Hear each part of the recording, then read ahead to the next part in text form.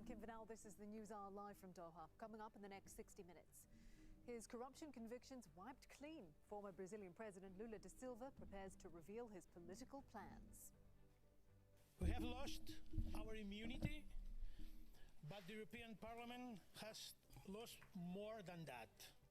Exiled Catalan separatists denounce EU politicians after being exposed to potential prosecution in Spain. We're inside one of the hospitals in the occupied West Bank, overwhelmed by COVID-19 patients and turning people away. Also, few signs of a new chapter in US-Iran relations. Why that's not stopping American book titles flying off Tehran's shelves. And I'm Peter Stemmett with all the sport. More reports out of Japan suggest overseas fans won't be able to attend the Olympics this year. And on the eve of a meeting by Olympics chiefs, another test event is cancelled in Tokyo because of the coronavirus pandemic.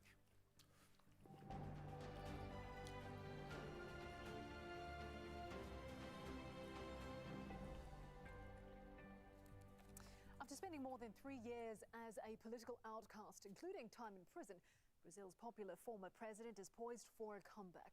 A Supreme Court judge has thrown out Luiz Inácio Lula da Silva's corruption convictions. Now, the leftist leader's supporters are wondering if he'll challenge right-wing President Jair Bolsonaro in next year's elections. The answer is yes. The answer is definitely yes. Well, for more on this, let's go straight to Al Jazeera's Monica Inakev, who is in Rio de Janeiro. Monica, so how did this happen?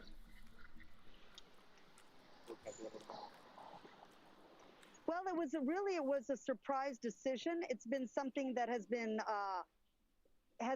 put forth many years by Lula's defense team. They basically said that he could not be judged in the city where he was judged, which is in the southern part of Brazil. And that court, that tribunal, that court was headed at the time by Judge Sergio Moro, who later became Bolsonaro's justice minister, but at the time was the person leading the whole car wash scandal investigation. And he wanted to bring down Lula from power. That became evident in another scandal called the car wash leaks, where conversations were leaked between people working for the justice system. And it was obvious that they did want to put the former president behind bars. Now, having said that, that doesn't mean that Lula is innocent of the charges. It just means that he would have to be tried again in another court, which would be in Brasilia, the capital. So everything is like on a limbo right now because it's everybody's waiting to hear what Lula has to say in 1 or 2 hours, whether he's going to promise to make a comeback in the 2021 elections or not.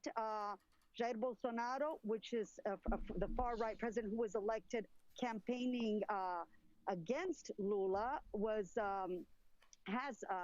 still has support despite the mishandling of the pandemic. And so yesterday, some people went out on the streets to celebrate Lula's. I think Donald Trump having support after his handling of the pandemic. This decision, although they're very few because Brazil is in a lockdown, as you can see when we went on the streets yesterday. Luiz Inácio Lula da Silva was leading the polls in 2018.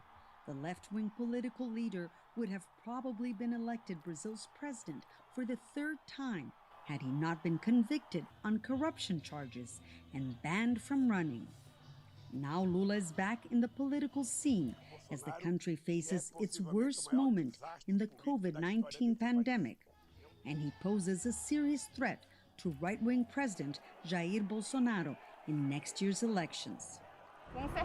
It's good news that comes at the right time because the political situation in the country is so dire. I would not believe a politician who has already been arrested for corruption, and I don't think Lula is the right person to run our country. Lula has always said that he was wrongly convicted and imprisoned. He says the bribery, money laundering, and corruption charges were part of a scheme to strip him of his political rights. After years of judicial battle, a Supreme Court judge on Monday annulled the convictions against Lula. The decision has nothing to do with Lula's innocence or guilt. The Supreme Court judge argued that the former president had been tried in the southern city of Curitiba when he should have been tried in the capital, Brasilia. It may be a technicality, but one that could reshape Brazil's political and judicial landscape. The fact is that Lula can now run for the presidency, and he still has the support of half of Brazil's voters, according to a recent poll. Some of them took to the streets to celebrate and to protest against what they call President Bolsonaro's mishandling of the pandemic. Lula reacted on Twitter, saying the annulment of the charges proves he has always been right, while Bolsonaro accused the Supreme Court judge of acting on behalf of the Workers' Party. Brazil's political divisions deepening in the midst of a deadly pandemic.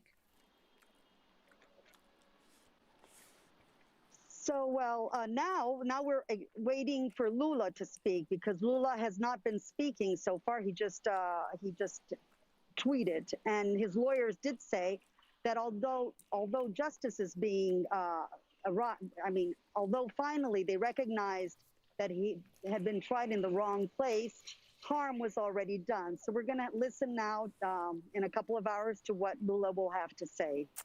All right, thank you for that. Monica Yanarkev, they're live for us in Rio de Janeiro, and we will be taking that live as soon as Lula speaks. Well, let's look at some of the key dates in Lula's rise and fall. During his time in office between 2003 and 2011, he steered the benefits of an economic boom to lift millions out of poverty. Back then, he was known as the leader of the poor. Then came Operation Car Wash, which swept up Lula and other Latin American leaders. He was given a 12-year sentence in 2018 for corruption and money bullshit laundering. This ruled him out of that year's election, which was won by current President Jair Bolsonaro. Then, after serving 18 months, Lula was released when the Supreme Court ruled his imprisonment was unlawful until all appeals were exhausted. Jeffrey Robertson is one of the lawyers who helped get Lula's convictions overturned. This decision, which sounds a bit technical, is in fact quite fundamental. He was simply tried in the wrong place, in the place run by his enemies who were out to put him in prison, and not in the proper court. So that does mean, at the moment, of course, the government is appealing it, but the judge is a respected, independent judge, and his decision, if it stands, will pave the way for Lula probably winning next year's election, because he has the fervent support of half the people, generally the poorer people, who love him because of his work as president years ago, when he dragged some 20 million of them out of the direst poverty. So he does have that great love and support, and he's determined from his statements today to do something immediately about the coronavirus crisis. The European Parliament has stripped 3 Catalan independence leaders of immunity from prosecution. It's a move that's set to inflame once again the whole issue of separatism in Spain. It means the likes of former presidents Charles Puigdemont and 2 other politicians could be extradited to face charges. Puigdemont is now in self-imposed exile in Belgium. The trio are wanted for their role in organising the 2017 independence referendum. Spain's government has welcomed the decision as a victory for the rule of law. The former Catalan leader spoke shortly after the EU Parliament's vote. He said while the matter of extradition lies with a Belgian judge, the trio will also be fighting the Parliament's decision. It is a sad day for the European Parliament. We have lost our immunity, but the European Parliament has lost more than that. And as a result, European democracy too.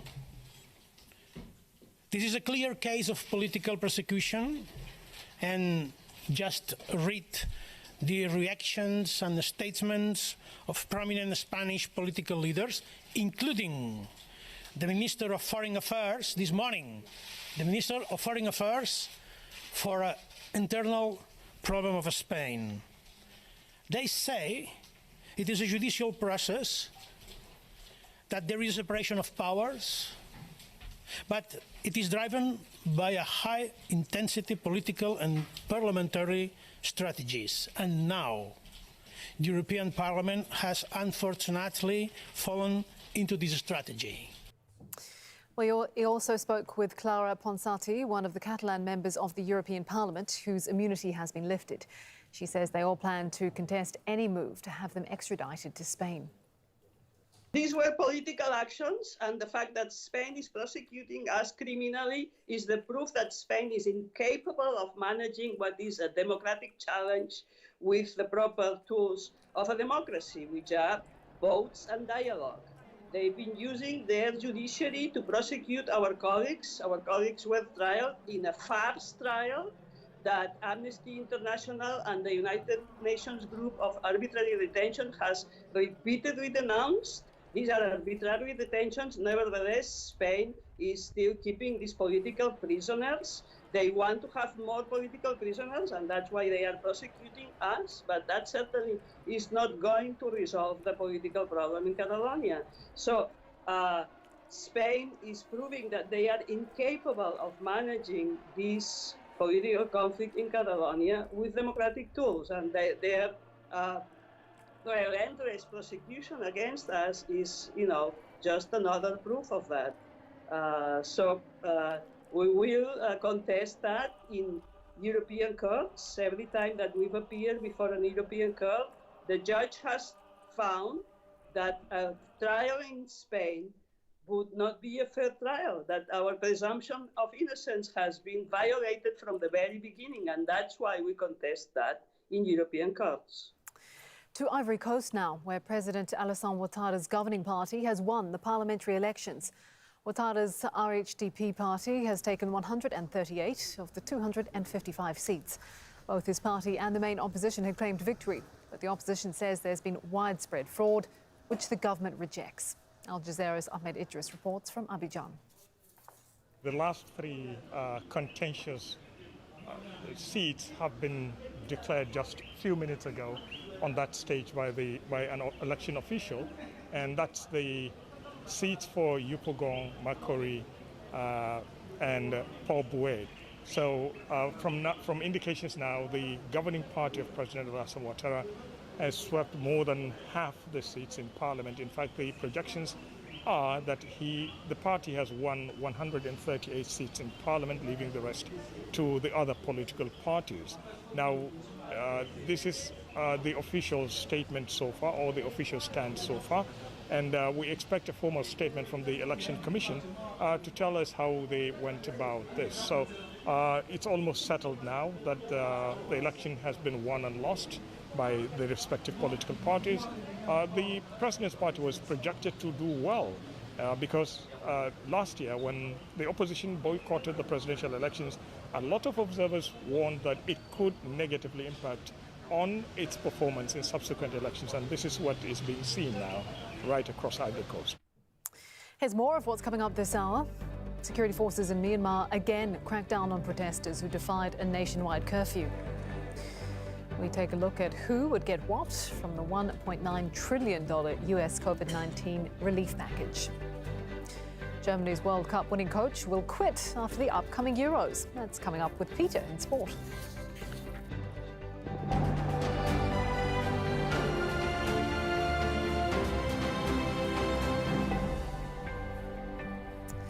Senegalese opposition leader Ousmane Sonko is calling for peaceful demonstrations after his release on Monday.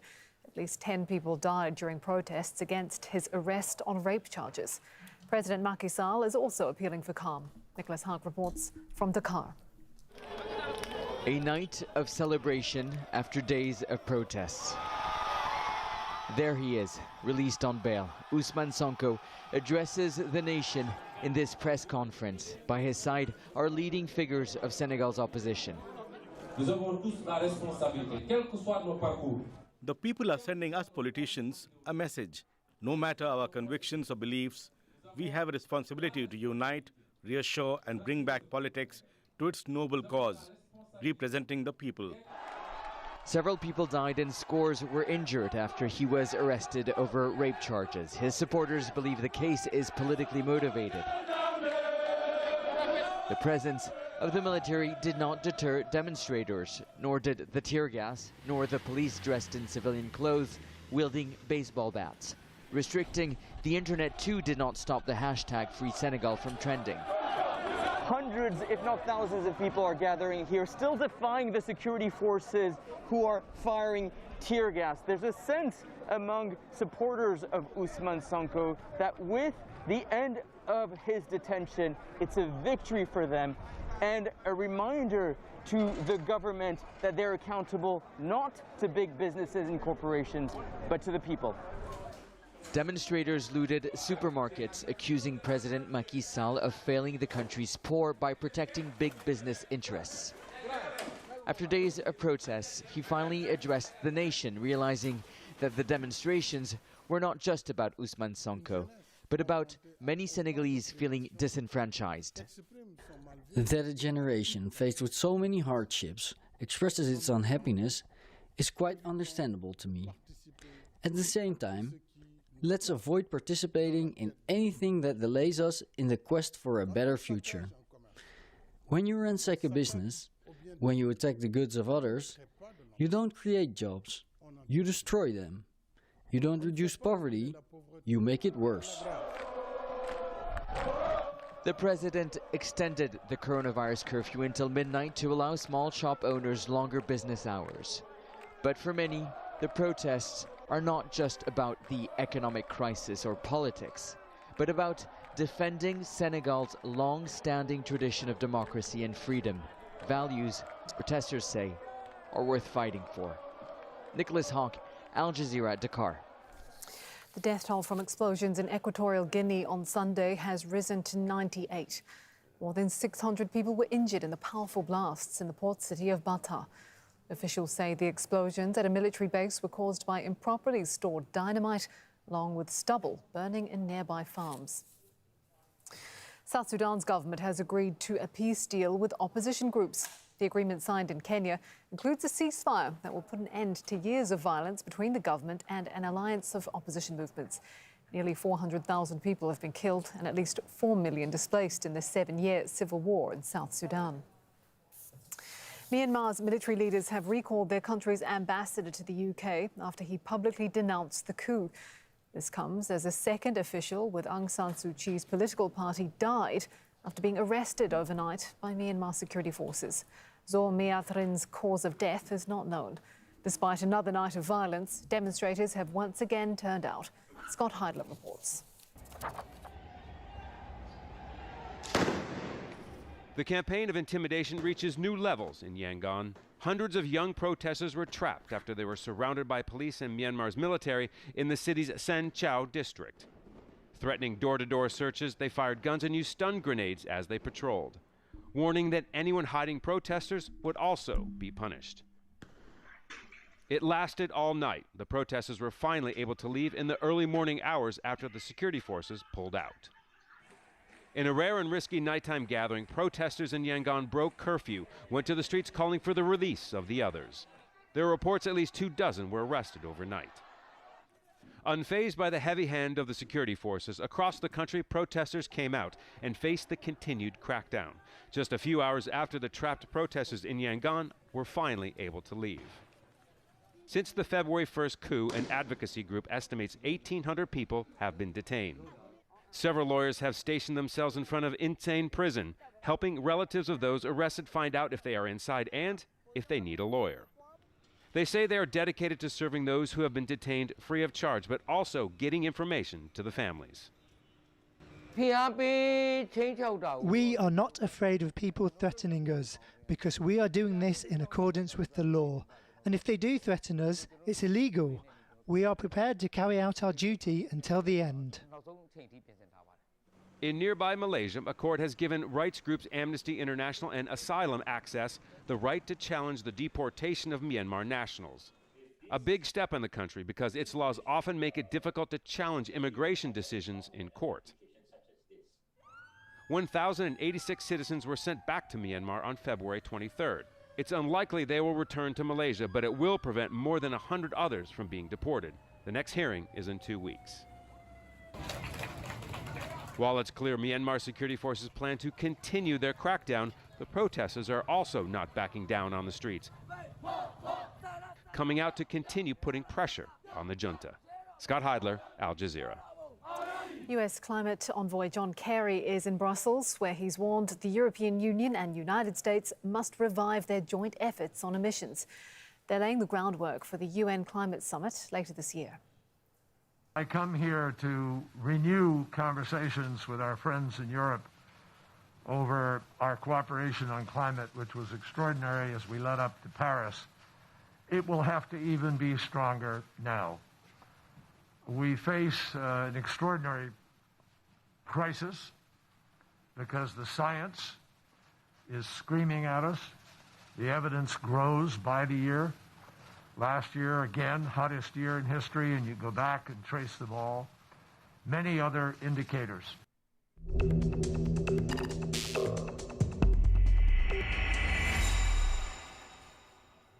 A surge in coronavirus cases in Jordan is forcing the government to roll out new restrictions. A nighttime curfew will be extended and some businesses will have to shut. Other measures, including school closures and a total lockdown on Fridays, are already in place. More than 7,000 COVID-19 cases were reported on Monday, driven by the spread of the more contagious UK variant. The US House of Representatives is going to vote this week on a COVID-19 relief package worth almost $2 trillion. It was approved by the Senate on Saturday. Now, it includes $1,400 checks to individuals earning less than $80,000 a year or couples earning less than $160,000. The bill has the biggest increase to federal health aid since the Obama-era Affordable Care Act. Around $34 billion in subsidies will go to expanding their coverage. Around $55 billion will be allocated to increasing COVID-19 testing, the public health workforce, and vaccine distribution. While $350 billion will go to state and local governments struggling with huge tax revenue shortfalls. Our White House correspondent Kimberly Halkett joins us now from Washington, D.C. Kimberly, so is this all systems finally go for this piece of mega legislation? It appears that is the case. Once there's passage in the House of Representatives, you have to remember it went through the House, it got modified in the Senate, and now they're going to have some final approval here in the House. So it is expected to pass and be signed into law. We expect that will happen sometime before Thursday evening. That's when the president is expected to give a primetime address to talk about the sacrifices that Americans have made. And this is, given those sacrifices, going to help a lot. It's going to include $1,400 direct payments for individuals making under $80,000 a year. So for a family, that could mean multiple thousands of dollars. This is going to help Americans catch up. But what it's not going to do is help them get ahead, because what's not in this legislation are a couple of things that this White House was hoping for. A $15 an hour federal minimum wage is one of them. And add to that also is the sort of need for jobs, to create jobs. So that is going to be something that's going to be tackled in the future. But for now, this is, according to the White House, going to be welcome relief for the millions of Americans that have been struggling for the past year due to the COVID-19 epidemic and the downturn in the economy. Okay, so how quickly will this get to the president's desk then? Well, we're expecting that he is going to sign it into law sometime before this primetime address, which we know is scheduled for Thursday evening here in the United States. And what we expect that the president's going to talk about is kind of how this is going to help Americans moving forward. But what's a problem for this White House is that when Joe Biden came in, he promised to unite this divided country, and we're not seeing it with this legislation as they have. What? He said unite the country, not the Congress. Hoped. In fact, this is going down party lines. It's only being supported by Democrats, not. And all the benefits are going to, like you said in the beginning, most Americans. That includes Republicans. Seems pretty bipartisan to me. Republicans. So that challenge still is out there for this president. It's not a challenge. Like who? It's not real. And the reason that they decided not to keep sort of investing capital and trying to get Republicans on board is they tried this back in following the 2008 downturn, and it didn't really work out for Barack Obama. In fact, he wasted so much time, many believe, trying to get Republicans on board that it hurt the legislation and also hurt their efforts to sell it in terms of the credit. So they're not wasting time this time, given the fact that the situation's pretty dire for millions of Americans. So they're moving forward with a number of challenges, but still celebrating what they see as a win, as the president is expected to sign this legislation into law sometime before his address on Thursday. And time's running out because a lot of these benefits expire on March 14th. So this is certainly in the nick of time, if you will. Yeah, going down to the wire. Thank you for that, Kimberly Halkett there in Washington, D.C. Hospitals in the occupied West Bank are so overwhelmed they're turning COVID-19 patients away. Need Ibrahim has more from Ramallah. Sounds familiar. We're standing here inside one of the main governmental hospitals dealing with COVID-19 patients. And hospital officials have been telling us that they're turning away tens of patients every day who need medical attention. We're here in front of the emergency room and we're seeing patients waiting for their turn to get a room inside this hospital. Staff told us that she is a priority. When there's a vacancy, they will admit her immediately. I know that they're doing their best given the circumstances. The doctor told us she has to sleep in the hospital, but we can't keep waiting in the corridor. My mother-in-law's tired. She's 92 years old. People's concerns were confirmed by the Palestinian Prime Minister, who says that the hospitals are nearing full occupancy, even though the government has doubled. It would help if they would vaccinate these people, you know. The ICUs since the start of the pandemic. He says that this has left the government with one option, which is closures and more social distancing and wearing masks. But people have been dissatisfied with the government. They say that not only did this government not compensate people for the consecutive closures over the past year, but also some of the few thousand jabs that have arrived in the occupied West Bank have been given to officials and their families, which is raising a lot of concerns among people about the integrity of any future vaccine rollout program. Much more still ahead this news hour. Why younger women are at more risk of sexual violence and how the pandemic is making it worse. The WHO is now announcing a new global report. After a delay, the jury selection in the murder trial of Derek Chauvin will go ahead. And the race for the oldest trophy in international sport is about to get underway. Peter will look ahead to sailing's America's Cup.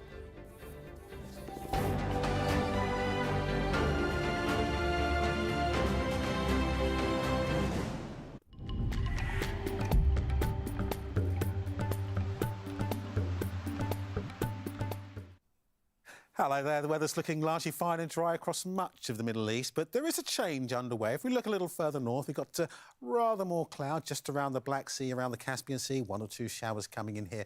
I move out of the way, you can see we've got some wetter weather just easing across Greece. That'll make its way across Turkey as we go through Thursday. And let's take a look at this Joe Biden.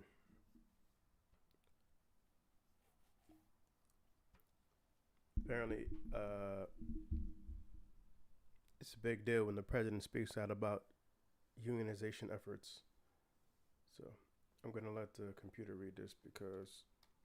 How Biden's solidarity emboldened the liberal push for power in Alabama. The president's support for the rights of unionizing Amazon workers delighted political organizers in Alabama who are hoping to build long-term democratic momentum in a reliably red state. Okay.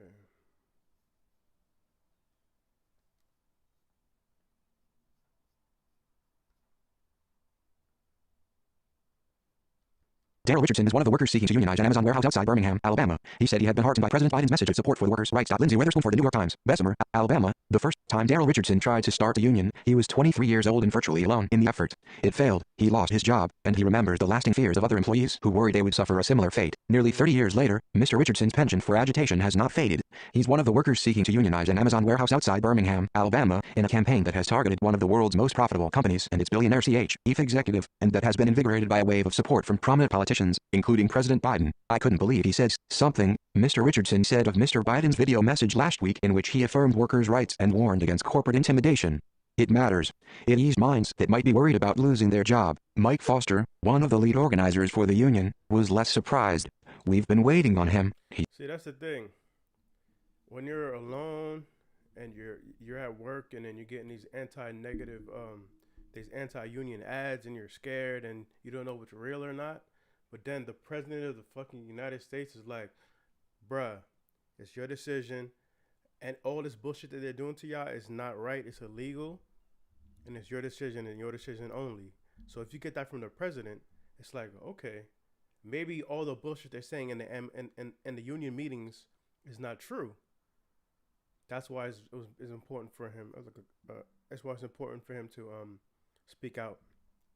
Said, when Mr. Biden weighed in on the contentious union debate in Alabama, which has pitted company against worker and neighbor against neighbor as a potentially broader labor push Bruce at a corporation that has long resisted similar efforts, he showed a new side of his nascent presidency.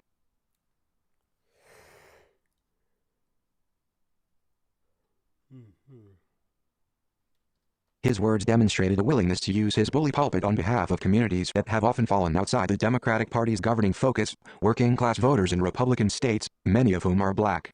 See, this right here, the bully pulpit, this is what Trump used. This is like the big lie of election. A president could make people believe anything. Almost. Probably. So if Joe Biden's like, unions are good, unions are good, unions are good, every time there's a vote for a union, you're like, unions are good.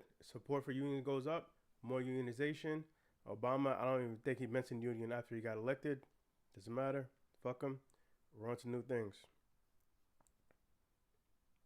The message also elevated the national debate about the future of labor and unions, a cross-ideological issue on which Mr. Biden can uniquely find common cause with the progressive wing of his party, even as many Democrats continue to shy away. Mr. Biden's absolutely unions, from everybody from the from the DSA to Joe Biden is like, yeah, we need this union statement did, and that's like Obama never did that. I don't know where he was. Like I don't know if he was just writing his Netflix movie or like I don't know, but this is important.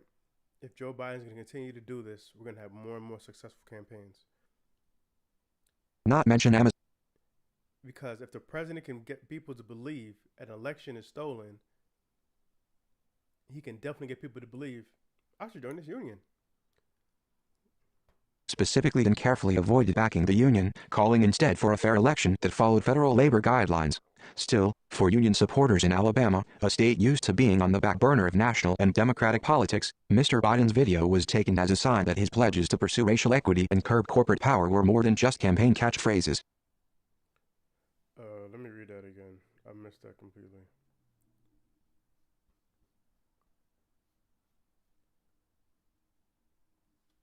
His words demonstrated a willingness to use his bully pulpit on behalf of communities that have often fallen outside the Democratic Party's governing focus, working-class voters in Republican states, many of whom are black.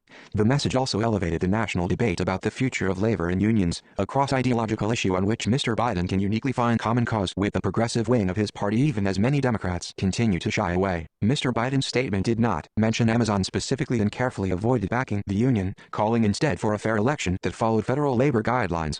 Still, for union supporters in Alabama, a state used to being on the back burner of national and Democratic politics, Mr. Biden's video was taken as a sign that his pledges to pursue racial equity and curb corporate power were more than just campaign catchphrases.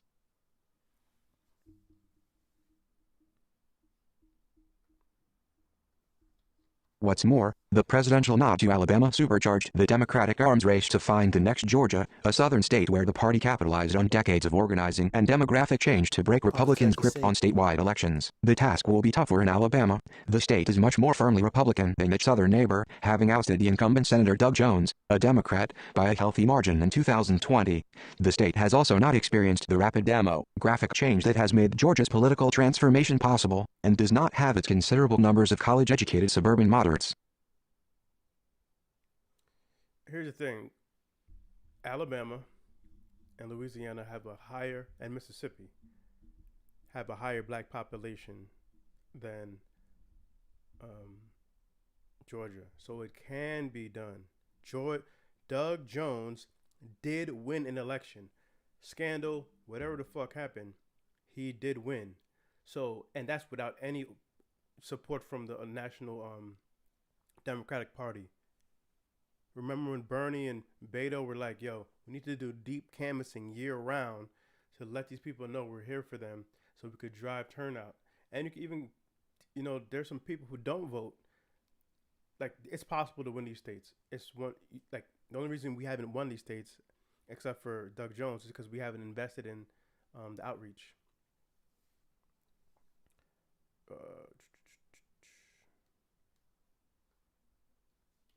Still, Alabama Democrats see the growth of unions, and the vote in Bessemer, as a crucial first step. In that way, the blue banners hanging on the warehouse's walls that read "Vote" are about much more than the union, even if the larger effort faces greater odds. Watching what happened in Georgia has given people a lot of hope, said Kathleen Kirkpatrick, the political director of Hometown Action, a statewide activist group. What Stacey Abrams did started a decade ago and took a lot of help. So let's think about where we are on that path.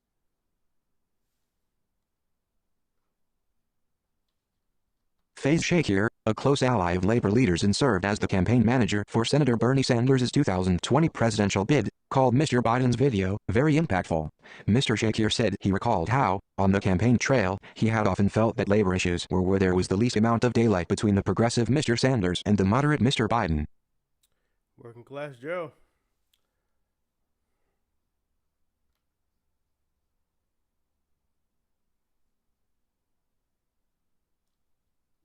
Mr. Biden's statement did not mention Amazon specifically and carefully avoided backing the union, calling instead for a fair election that followed federal labor guidelines. Stephanie Reynolds for the New York Times. Mr. Shakir said he had privately lobbied Ron Klain, the White House chief of staff, to persuade Mr. Biden to speak out. And in a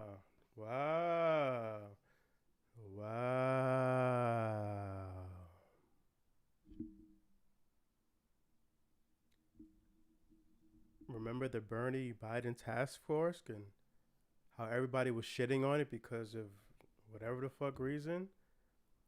This is the type of shit that you can do when you stay close and create alliances and networking.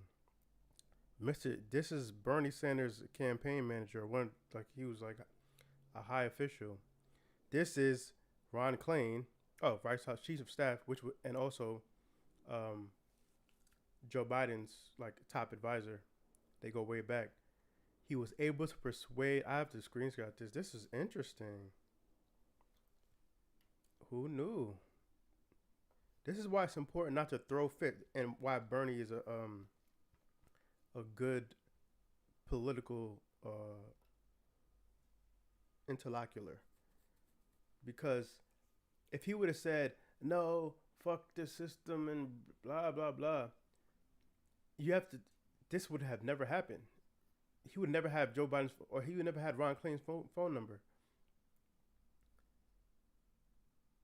This right here is epic. I mean, it's epic in the certain sense that progressives had a seat at the table. We're here. He can make that phone call and convince him to do.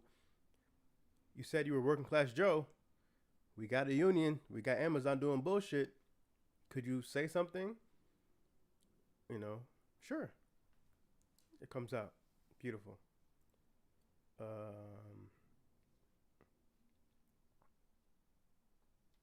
Mr. Shakir said he had privately lobbied Ron Klain, the White House chief of staff, to persuade Mr. Biden to speak out. And in a sign of the potential kinship between Mr. Klain and the left on labor, Mr. Shakir said he believed the president would have chosen Mr. Sanders as labor secretary if the Senate had not been split 50-50, making confirmations more difficult. We have disagreed with him on healthcare and maybe climate and some other pieces, but there's some good ideological overlap on this one, Mr. Shakir said, noting that Mr. Biden's general election platform had been more progressive than his stances were in the primary race. Mr. Biden has, to this point, and that was due to the task force, where people were saying Biden didn't move left. He moved left. Ignored progressive calls to embrace breaking up big technology companies like Amazon. I can understand people were dubious about whether that was sincere or not, but our track record with Ron, with Joe Biden, and with the whole team is that when they say they're going to do something, they will contemplate whether they want to make that commitment, Mr. Shakir said. And if they do make the commitment, that's where they stand. They're straightforward. This is all you could ask for. This is real life. Like, it's important not to get into political personalities too much. But when you're dealing with, like, you could consider Biden a good faith actor. He believes what he believes, and if you try to persuade him on some shit, he's like, I fuck with it. Like, his whole, like, his original plan versus what he ran on is way to the left. And now his support for unions, according to because of this phone call that happened, this is like good stuff that's happening. And then they're like, all right, if I don't fuck with it, but at least you have a seat at the table. Instead of screaming from the outside. Although labor leaders, local union activists and national progressive politicians uniformly support an Amazon union in Alabama, that feeling does not reflect the mood inside the warehouse itself. With less than a month to go in the union vote, the 5,800 worker warehouse is split among supporters of the... Here's the thing what Amazon did. There were 2,000 people who, at the beginning of this, they hired 3,000 people in 2 months in order to try to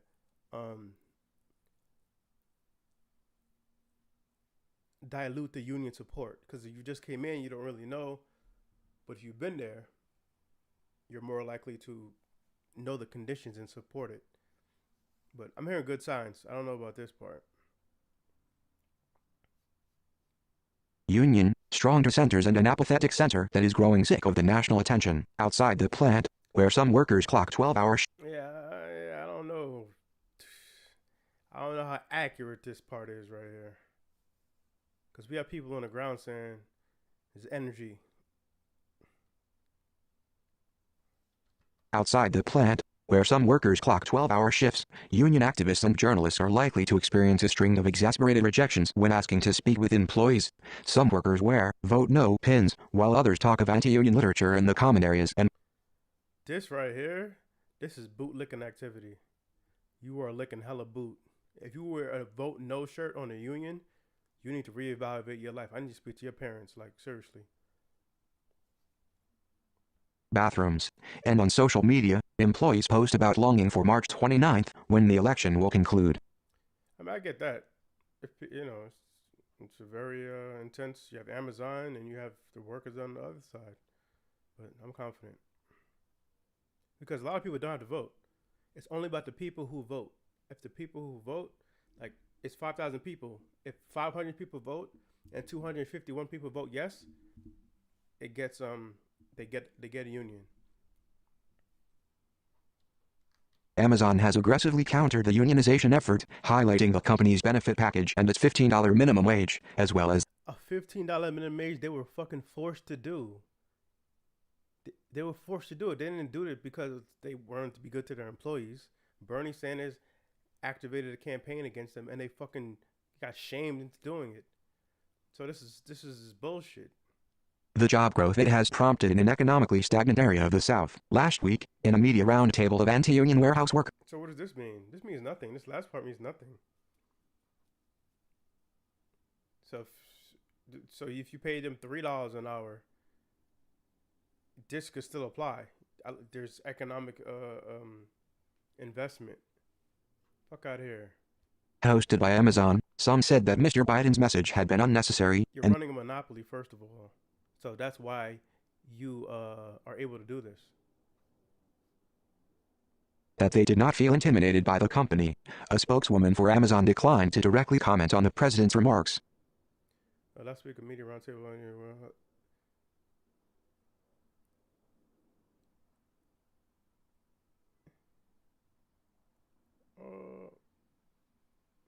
oh, please. How are you licking boots? That's what I don't understand. You're licking the boots of... I guess the anti-union propaganda is like pervasive throughout America. But Amazon? Like the most evil company in the world? Maybe not, but just it feels that way. And you're licking boots for Amazon? That's a sickness, my nigga. You need help.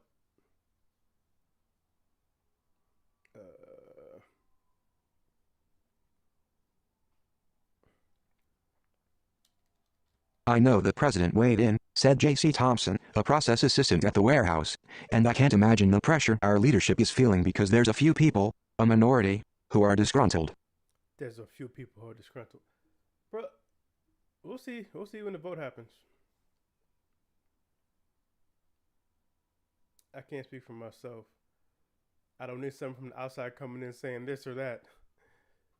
Bro, he said, it's your decision. That's all he said. Damn, bro. Like, I need to meet these people who are like, do you know what I guess they don't know what unions do. The range of opinions hinted at why Mr. Biden's message. They fire your dumbass for no reason, and you have no recourse. They gonna wish you had a union. But I hope you do get a union, so that never happens. Message were so calibrated, supporting the workers' right to a fair election but not supporting the union itself, and some observers, including employees at the Amazon warehouse, believe the president's words will have little bearing on the outcome of the union vote. Catherine Highsmith, 24, said she would wager that some employees were not aware that the president had said, Get the fuck out. This is how you know you are licking super Amazon boot. Deep-throating Amazon boot. They didn't hear what the president said. This is, this is so funny. 3 paragraphs earlier, you have people inside the place are so just over this national intention. But this Catherine Highsmith, I bet you she's a plant. I don't know if she's like a real employee. She's like, people didn't even hear what the president said. I mean, wow. anything. She sees his support for the workers as less important than parts of his agenda that remain unfulfilled, including raising the federal minimum wage and sending robust stimulus checks to Americans. Bro, if you are pro stimulus checks and pro federal minimum wage, but you're anti, she's a plant, CIA, plant, but you're anti-union, I'm confused. That's a crazy overlap right there. That's a wild overlap. It's a word versus actions thing. It doesn't feel right for me to say anything. I mean, let me just... It's a words versus actions thing, Miss Highsmith said. It doesn't feel right for me to say, thanks for helping me when you still have to help others. What? This is incoherent conservative talking points. I mean, talking pablum or whatever you want to call it. What are you talking about? I mean, first of all, she doesn't know how government works, but that's fine. A lot of people don't. I don't know when this took place, but like, it's in the Senate. The bill's getting like I don't know. I want to know what she says. Like after the bill gets signed, I want to know what her Outsiders may see Bessemer as an unlikely place for a union showdown, but many residents disagree. This southwestern Birmingham suburb of about 25,000 people has a history of unionized iron and limestone workers. As jobs moved out the area in the 1950s, however, the city fell into poverty and despair, ranking 6th on a list in 2019 of the worst places to live in America. Last year, when Amazon opened the warehouse to the praises of local elected officials, the company hailed its arrival as a sign of economic revival in a predominantly black area. So why do you think Amazon opened their place there? Because they're out of the goodness of their hearts, or do they believe? Because Amazon, do they believe that this is a place where they thought they could operate with impunity, like a company town, like take it over, because we're the only place in town giving you jobs, so we're gonna like treat you the way we want, do whatever we want. I say it's the latter, because the point is to maximize profits. That's all they care about. I mean, they're supposed to care about that. So any of this like, oh, we did it because we care about the community. No. If you cared about the community, you would let them unionize instead of doing bullshit anti-union propaganda. Coronavirus pandemic raging, Amazon offered thousands of jobs at a minimum wage of at least $15 an hour, more than double of the state. They needed that shit. You know why they opened that? Because they fucking needed that shit. Minimum. Some hailed it as a godsend. Yeah, no, I'm sure it's great. But the $15 minimum wage, here's what they leave out. There was a union leader on MR. He was saying other similar warehouses from smaller companies are making $16, $17, $18 an hour. So when they say, oh my God, the state's a minimum, but the other warehouses are making more money, there's a disconnect there. But of course, I mean, they're not concluding this in this article. I mean, why would they do that type of research? I mean, that you know, they could easily say, well, comparable warehouses are making at least $17 an hour or whatever. They could include that in this article. They could have did the research, but I guess not. It's fine.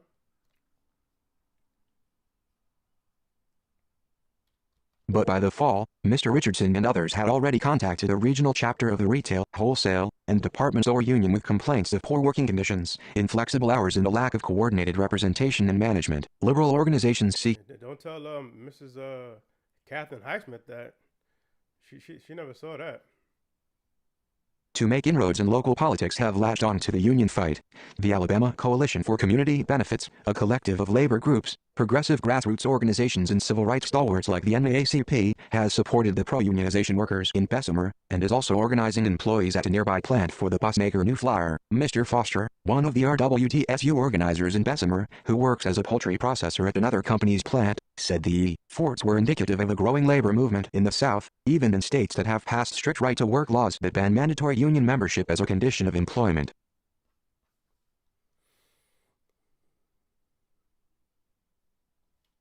The political groups see something more, an outgrowth of the organizing that exploded during Donald J. Trump's presidency. Millions of dollars poured into Alabama during the 2017 special election for the Senate, in which Mr. Jones became the first Democrat to hold one of the state's seats in the chamber since 1997.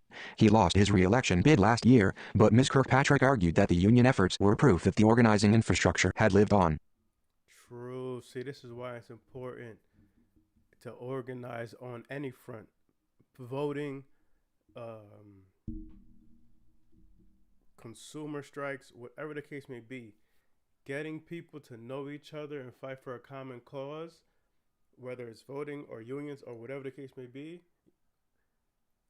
Further, that means that it's still there. So whenever there's a fight to be had, you already have people on your side.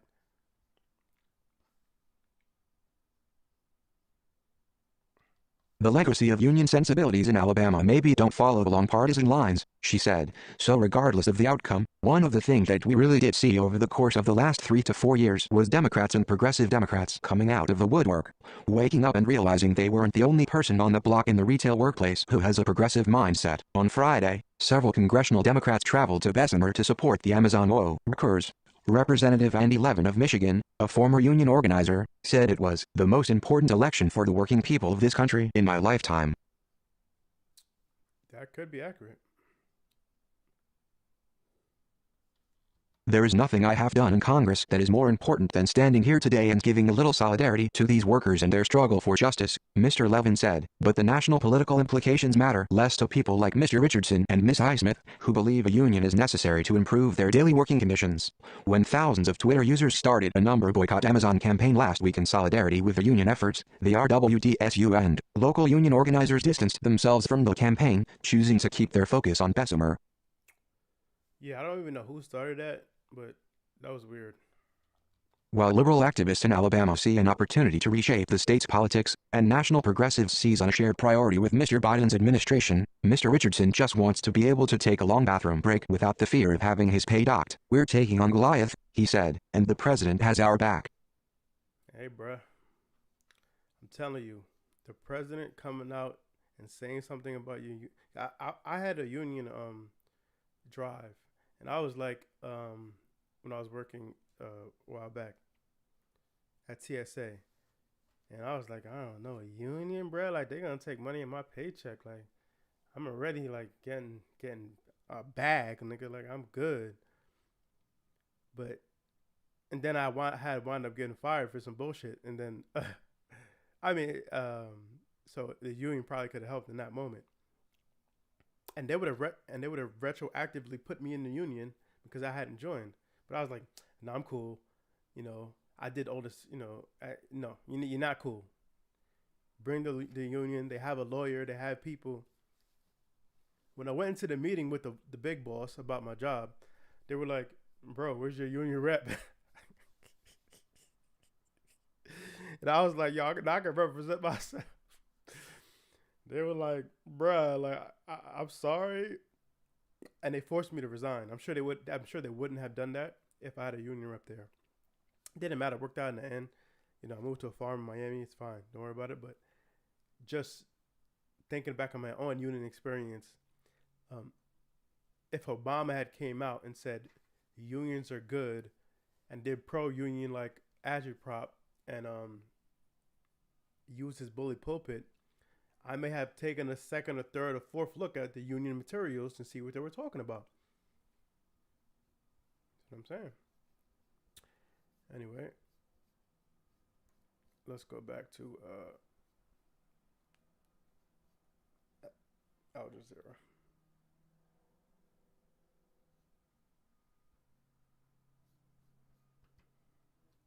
Some wetter weather.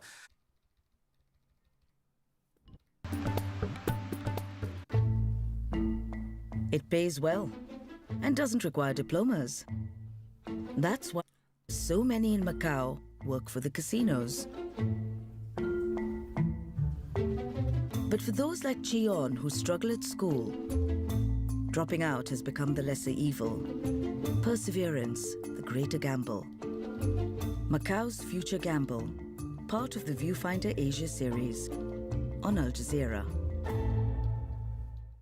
Examining the impact of today's headlines. It didn't matter you're rich, you're poor, what your religion is, you are battling this pandemic. You are staring at it in the face and you're dealing with it. Setting the agenda for tomorrow's discussions. Was it a coup unfolding on Capitol Hill? International filmmakers and world-class journalists bring programs to inform and inspire you. Each and every one of us has got a responsibility to change our personal space for the better. On Al Jazeera.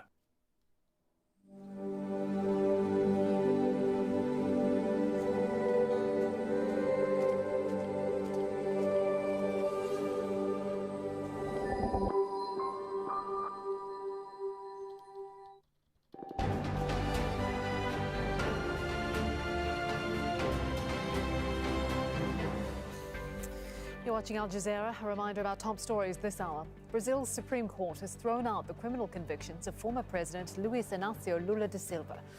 The ruling paves the way for Lula to run in next year's election. The EU Parliament has stripped 3 Catalan separatist politicians of immunity from prosecution. The former regional leader, Carles Puigdemont, and 2 others are wanted by Spain for organising the 2017 independence referendum.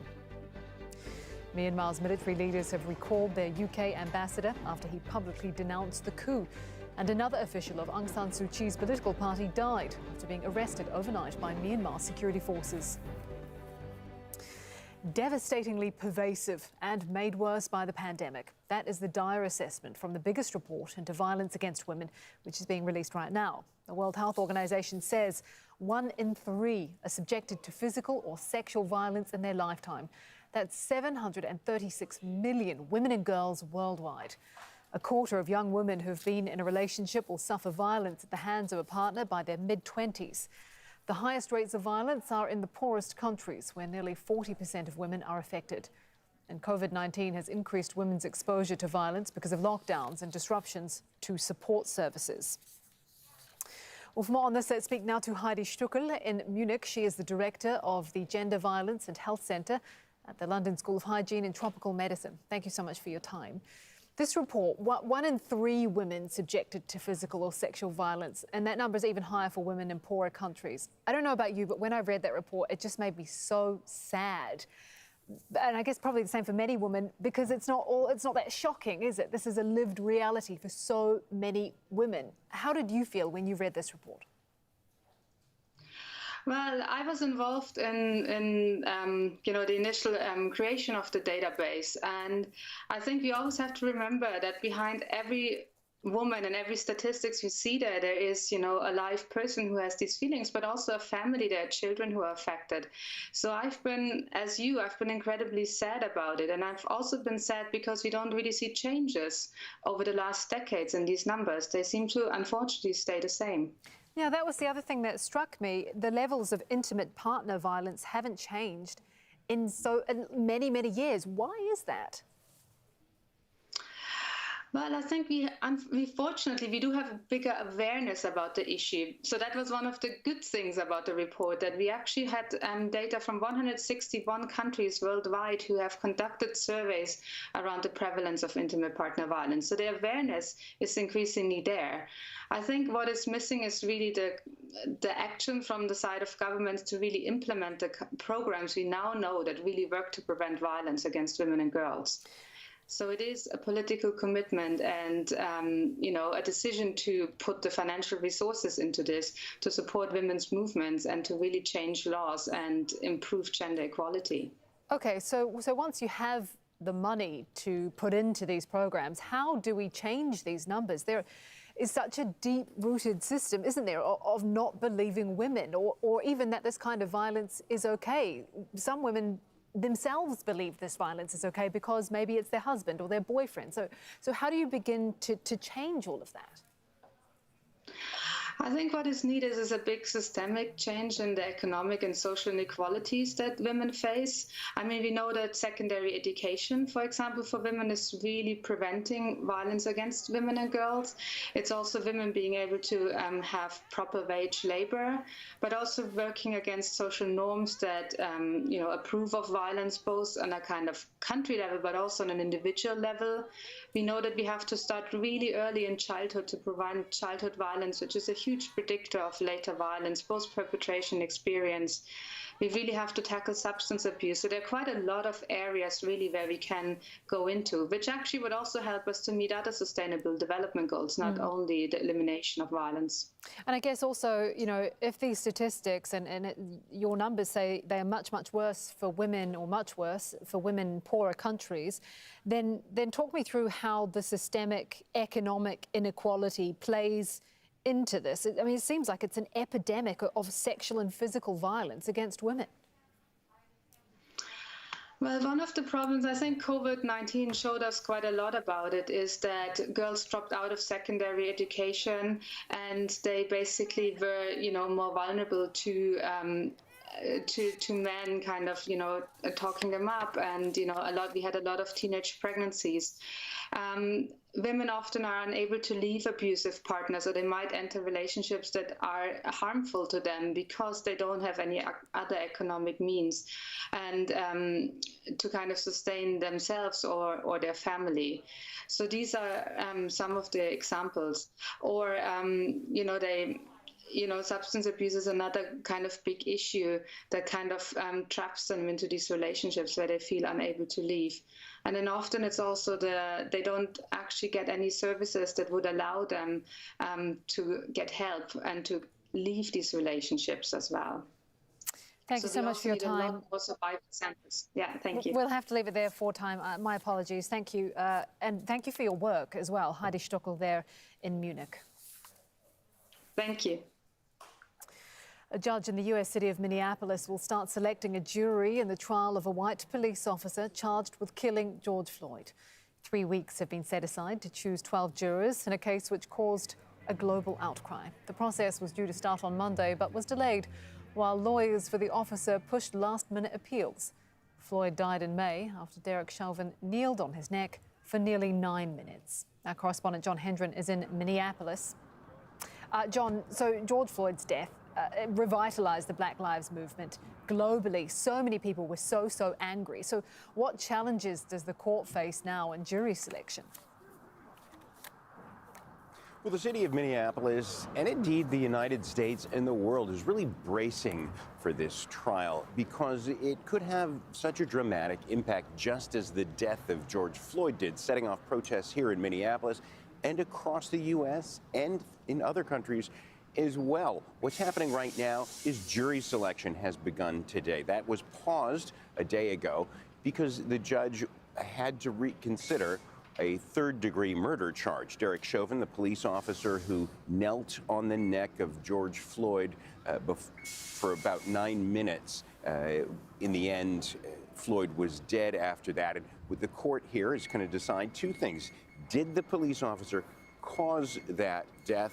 And were there other factors involved? Did he intend to?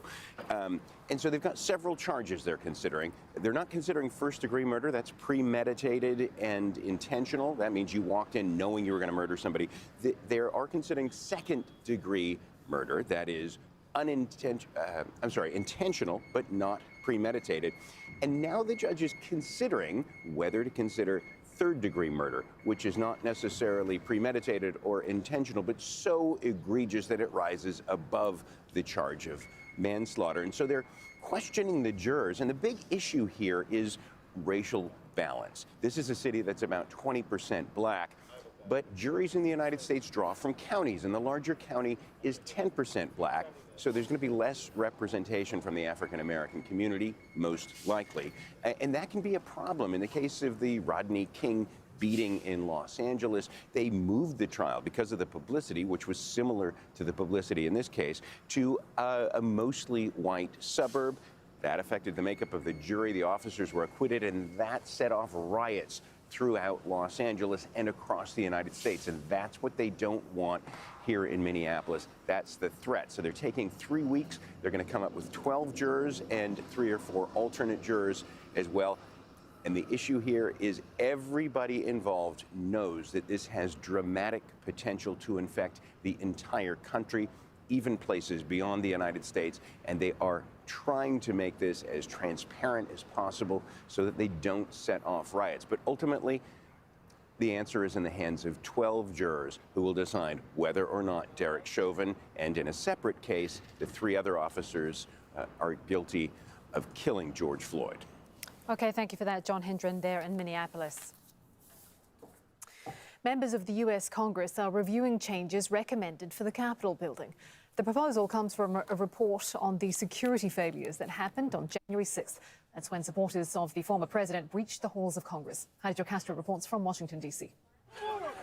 To security experts who watched the January 6th riot at the Capitol, memories of the 2012 attacks on U.S. embassies in Tunisia and Sudan came to mind. Well, my jaw dropped because of the fact that it happened, to see people in the United States doing this as opposed to what happens overseas. Keith Eustace is president of Fabrication Designs, Inc., a manufacturing firm that makes reinforced doors and windows for U.S. government buildings. His products were not installed at the Capitol, where a mob successfully broke through using their fists and a flagpole. That allowed them to enter through the openings of the glass. And I really felt it needed to be a stronger perimeter. The nonpartisan task force charged with reviewing security after the Capitol breach agrees. Its report recommends reinforcing doors and windows, the deployment of mobile fencing and retractable barriers, the hiring of more than 800 Capitol police officers, and a more efficient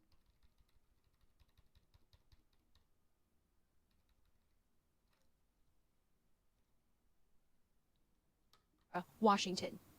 Saudi state media say the kingdom's air defenses have intercepted another attack from Yemen. Its missiles reportedly took out an explosive drone heading toward the city of Khamis Mushiet. The area hosts a number of military bases and has been targeted before by Houthi rebels.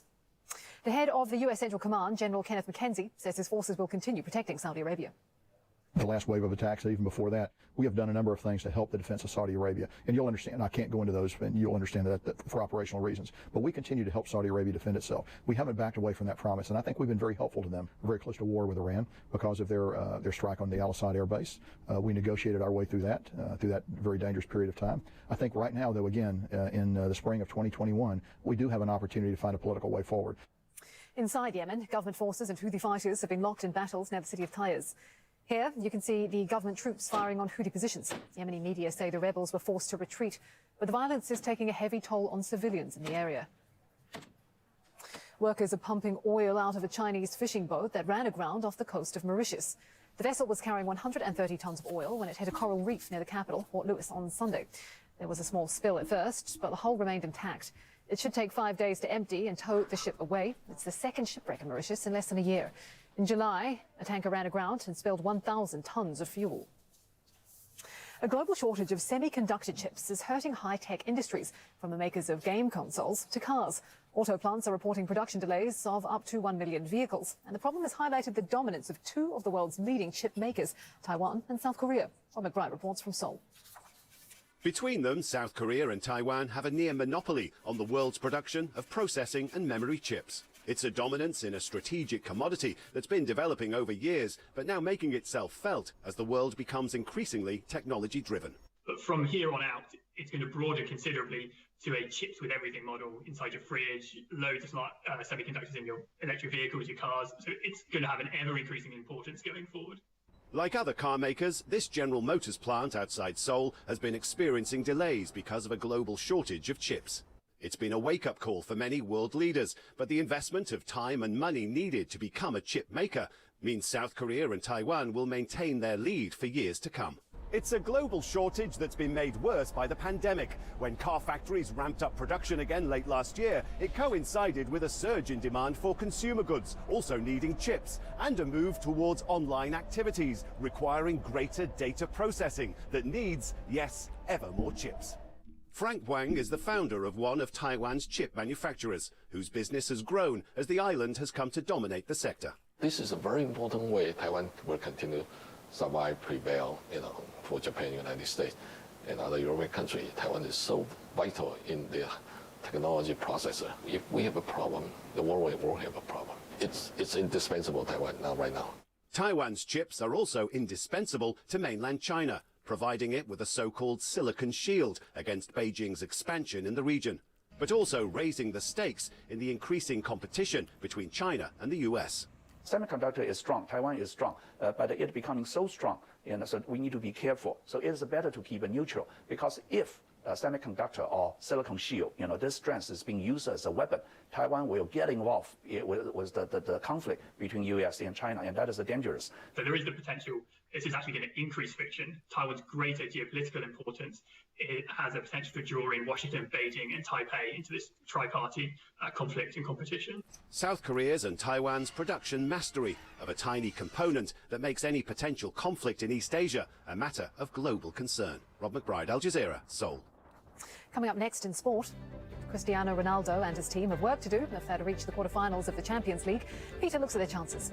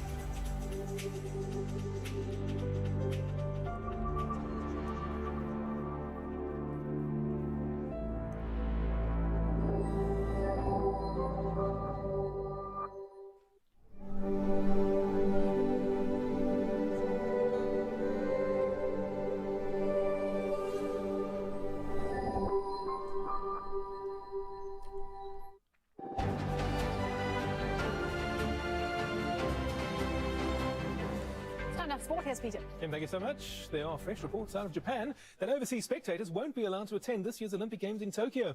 The country's Kyodo news agency says the government has decided to ban fans from abroad to prevent the spread of coronavirus. Games organisers will hold a meeting with officials from the International Olympic Committee this week, and a formal decision is expected at the end of the month. The agency is also reporting that the torch relay will begin behind closed doors on March 25.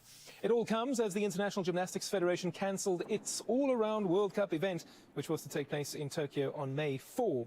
The competition would also have acted as a qualifier and test event for this year's Games. The 2019 World Championships will instead be used to determine extra entries into the individual all-around competitions.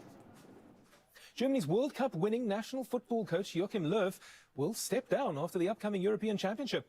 Löw took over the job after the 2006 World Cup and led the Germans to the 2014 title. Along the way, he has also won the FIFA Confederations Cup and reached the semi-finals at least in 4 other major tournaments. The Euros are set to take place in June and July. Juventus will need to overturn a 2-1 deficit later if they're to reach the quarterfinals of the UEFA Champions League. They'll go into the second leg of their last 16 tie with Porto trailing from the opening tie. They were eliminated in the last 16 of the competition last season. Cristiano Ronaldo is set to return to the starting lineup after being rested for much of last week. And Juve's coach says the 5-time Champions League winner is fired up for Tuesday's game. He's feeling good. These are the matches he loves to play. He's proved it over all these years. He is charged up. He managed to rest a bit these past few days. Yeah. Bad news. I'm sorry. Everyone Might be welcomed by the man from Ahmed has had his... We have to be prepared for everything, and we will be. The former president of African football, Ahmed, has had his 5-year ban from the sport reduced to 2 years by the Court of Arbitration for Sport. Ahmed was banned in November for misusing CAF's finances for his own benefit. While the news might be welcomed by the man from Madagascar, it still rules him out of running in CAF's presidential elections later this week. Instead, the path is clear for South Africa's Patrice Motsepe to take over. The owner of 2016 Champions League winners Mamelodi Sundowns is now the only man remaining in the race after all of his opponents withdrew in the last few days. Before owning Sundowns, Motsepe made his name in the mining industry in his home country. The race for the oldest trophy in international sport finally gets underway later in New Zealand as sailing's America's Cup begins. Racing was delayed by 4 days because of a coronavirus lockdown in Auckland. But now, defending champions Team New Zealand will go up against challengers Luna Rossa in the best of 13 contest. Team New Zealand skipper believes it will be a tight competition between the two teams. You know, it's been a pretty incredible campaign. You know, obviously there's been a lot of, I suppose, changes going along, especially with the COVID environment, you know, not being able to have the warm-up events that, you know, Max touched on, you know, and a lot of different situations getting thrown at us. But, you know, I think at the end of the day, you know, we're here now, and tomorrow's the day where, you know, it gets exciting, and, you know, we actually get to go and race and find out for real. We know they're fast because we sailed against them more than 2 months ago, and we saw them sailing during few practice a few weeks ago against the American and the English. But I don't know. I think it's too early for me. I don't have the crystal ball.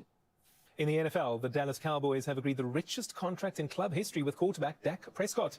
The 4-year contract features a guaranteed $126 million and an NFL record $66 million signing bonus. This makes the 27-year-old the second highest paid quarterback in the league behind Patrick Mahomes. Dallas will be hoping Prescott can now lead them to a first Super Bowl title since 1995. That's all the sports news. More coming up again later, Kim. Thank you for that, Peter. A tension between the US and Iran doesn't appear to be going anywhere anytime soon, but that doesn't mean Iranians aren't interested in reading about the lives of US presidents and first ladies. Iran isn't a member of the Universal Copyright Convention, so the books are being translated into Farsi and published without the author's consent, as Abeg reports from Tehran. Book lovers, students and avid readers all come to central Tehran to look for the latest releases. And it's here, in a quiet backstreet, where one publisher translates Western titles. He's just finished his 5th edition of former US President Barack Obama's A Promised Land. You know there are severe sanction laws. Big American publishers don't get themselves involved in a situation that can be dangerous for them, getting involved with Iran and risking the sale of millions of copies of their books. They say they can't get involved with Iranian publishers. We can't have cultural relations with Americans or a financial relationship, not even to receive a simple permission. Staff here say Obama's book was sold out in 2 days. People generally like to know about everything that is going on. I mean, I understand. If a nigga possibly would have bombed your country, you want to know what his thought process was. What? And of course, America is one of the important ones, so people are interested to know. Outside, on the streets, there's an appetite for Western titles. I've read Hemingway's Old Man and the Sea, and now I'm reading Tolstoy's Resurrection. This famous Iranian bookstore has Western titles in both English and Farsi. The books are printed inside the country and not authorized by the original authors or publishers. The exception is American academic Noam Chomsky, who Iranian publishers say gave permission for his works to be translated and printed. You can find books on US President Joe Biden here, Michelle Obama's Becoming, and the book on former US President Donald Trump, Fire and Fury. This is where all the Iranian libs shop. Farsi consumed by Iranians. That's funny. There is a downside to unauthorized publishing, especially for authors trying to make a living. British author Nikesh Shukla found out his book, The Good Immigrant, had been translated and published after a Google alert. I thought it's great that it has this international reach. Like, what an amazing thing for what I had originally envisaged as a small project. But I also thought that the writers should be compensated, because these are all writers who got paid a small amount of money for the original book, and that's kind of the shame of this, that we didn't have any say. We don't have any say on how it's been translated, how it's been marketed. The publishers we've spoken. I mean, you do have a say. The same way Noam Chomsky had a say. I mean, maybe I'm mistaken. To say they'd like to be a part of the Copyright Convention. It would increase translation standards and reduce the number of publishers allowed to print a book. But US sanctions translated, how it's been marketed. The publishers we've spoken to say they'd like to be a part of the Copyright Convention. It would increase translation standards and reduce the number of publishers allowed to print a book. But US sanctions mean many companies don't want to engage with Iran, missing out on reaching a country with a population of more than 80 million people. Asad Beg, Al Jazeera, Tehran. Well, that is the news hour here on Al Jazeera. Don't go away, though. In just a few minutes, I'll have much more news for you. So do stay with us, and I'll see you soon. Bye-bye for now.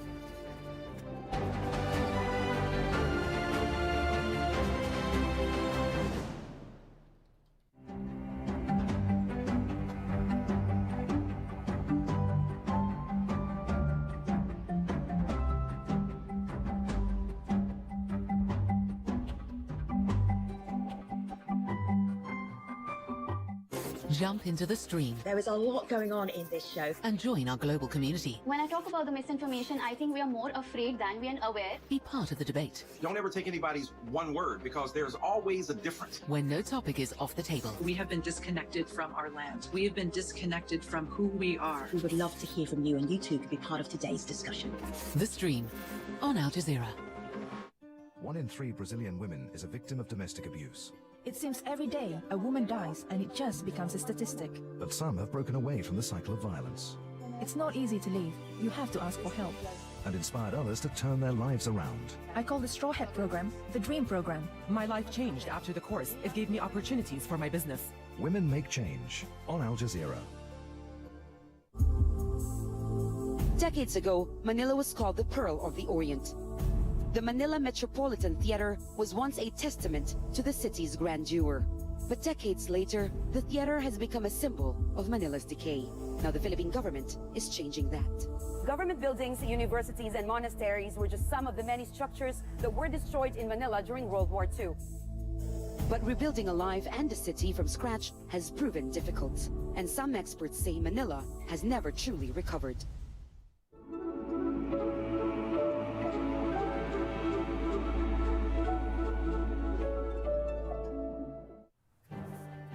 Corruption charges against Brazil's former president, Lula da Silva, are thrown out by the country's highest court, allowing him to run again.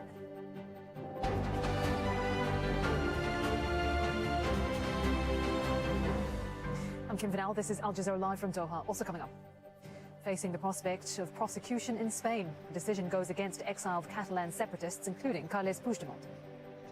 It is a sad day for European Parliament. We have lost our immunity.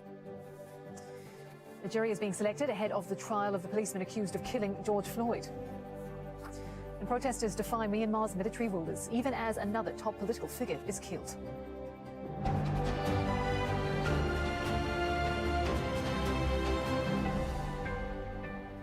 After spending more than 3 years as a political outcast, including time in prison, Brazil's popular former president is poised for a comeback. A Supreme Court judge has thrown out Luis Inácio Lula da Silva's corruption convictions.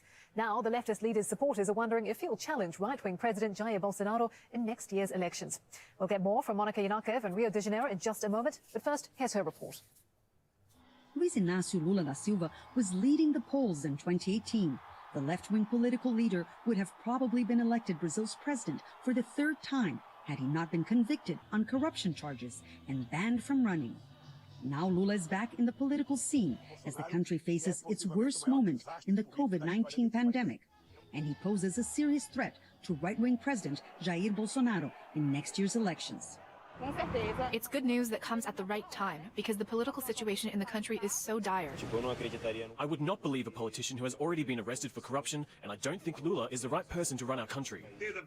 Lula has always said that he was wrongly convicted and imprisoned. He says the bribery, money laundering, and corruption charges were part of a scheme to strip him of his political rights. After years of judicial battle, a Supreme Court judge on Monday annulled the convictions against Lula. The decision has nothing to do with Lula's innocence or guilt. The Supreme Court judge argued that the former president had been tried in the southern city of Curitiba when he should have been tried in the capital, Brasilia. It may be a technicality, but one that could reshape Brazil's political and judicial landscape. The fact is that Lula can now run for the presidency, and he still has... Bloomberg commented on Hey, Mark, before I let you go, I just want to get your take on Brazil. The news that Lula wins the annulment of the car wash charges. It kind of paves the way for him to get back into politics if he chooses. Marcus did not like that. Your take? Yeah. Oh, actually, that's strange that the market doesn't like it, because Lula presided over some of the happier times in Brazil, because, you know, his program to give money to the poor, to send their children to school, that sort of thing was very popular. So I don't think Lula returning will necessarily be bad for the Brazilian market. I think he's learned his lesson as regards to corruption, and I'm surprised to hear that the market didn't like that. Yeah, because when you give people money, they spend it. Like, you know, whatever.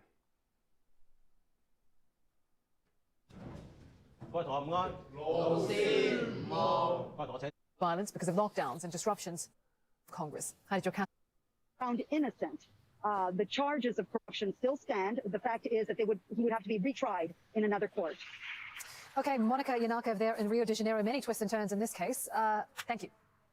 Well, a lawyer who helped clear Lula is adamant he'll easily win re-election as president. Earlier, we spoke with Jeffrey Robertson. This decision, which sounds a bit technical, is in fact quite fundamental. He was simply tried in the wrong place, in the place run by his enemies who were out to put him in prison, and not in the proper court. So that does mean, at the moment, of course, the government is appealing it, but the judge is a respected, independent judge, and his decision, if it stands, will pave the way for Lula probably winning next year's election, because he has the fervent support of half the people, generally the poorer people, who love him because of his work as president years ago, when he dragged some 20 million of them out of the direst poverty. So he does have that great love and support, and he's determined from his statements today to do something immediately about the coronavirus crisis. The European Parliament has stripped the immunity of Catalonia's former president and two of his former ministers. They fled abroad after declaring independence in 2017, now sit in the EU Parliament in Brussels, which had given them immunity. In theory, courts could now start considering Spain's extradition requests. But it's not a straightforward process, as Nadine Barber reports. It's a move that's rekindling the debate over the future of Spain's Catalonia region and its independence movement. The results of the voting session of Monday, the 8th of March. The European Parliament has removed the immunity of Carles Puigdemont, former Catalan president, and two associates, all of whom have seats in the Assembly. They fled abroad in 2017 following an independence referendum and subsequent declaration of independence, which the Spanish government deemed illegal. It is a sad day for the European Parliament. We have lost our immunity, but the European Parliament has lost more than that. And as a result, European democracy too. This is a clear case of political persecution. The decision could help Madrid's bid to extradite the trio. Carles Puigdemont, Toni Comín and Carla Ponsati have been charged with sedition in Spain. Puigdemont and Comín are also accused of misusing public funds. But Ponsati, who's based in Scotland, told Al Jazeera they're confident of winning an appeal. We will contest this lifting of immunity in the European Court of Justice, because our claim is that this is a political prosecution, and as such, our immunity should not have been lifted. That will take some time, but we have very strong arguments and very strong hopes that we will prevail on this appeal. The 2017 independence referendum stoked major tensions between the Spanish government and the leaders of Catalonia, an autonomous region of 7.5 million people. The bitterness of the debate has diminished since Socialist Prime Minister Pedro Sánchez came to power in Madrid in 2018. But in last month's regional elections, separatist parties gained 4 additional seats in the Catalan parliament. The independentist parties, who come from the right to the center to the left, so there are all kinds of political opinions in the independentist parties, they won this majority in the Catalan parliament. So this proves that we still have the elephant in the room. Meanwhile, a Belgian court recently rejected Spain's request to extradite another former Catalan cabinet member, and it's far from clear how authorities here and in Scotland will cooperate with Madrid now. Nadine Barber, Al Jazeera. A judge in the US city of Minneapolis will start selecting a jury in the trial of a white police officer charged with killing George Floyd. 3 weeks have been set aside to choose 12 jurors in a case which caused a global outcry. The process was due to start on Monday, but was delayed while lawyers for the officer pushed last-minute appeals. Floyd died in May after Derek Chauvin kneeled on his neck for nearly 9 minutes. John Hendren has more from Minneapolis. The court here is going to decide 2 things. Did the police officer cause that death, and were there other factors involved? Did he intend to? And so they've got several charges they're considering. They're not considering first-degree murder. We're going to see what's Congress is talking about. I mean, the House.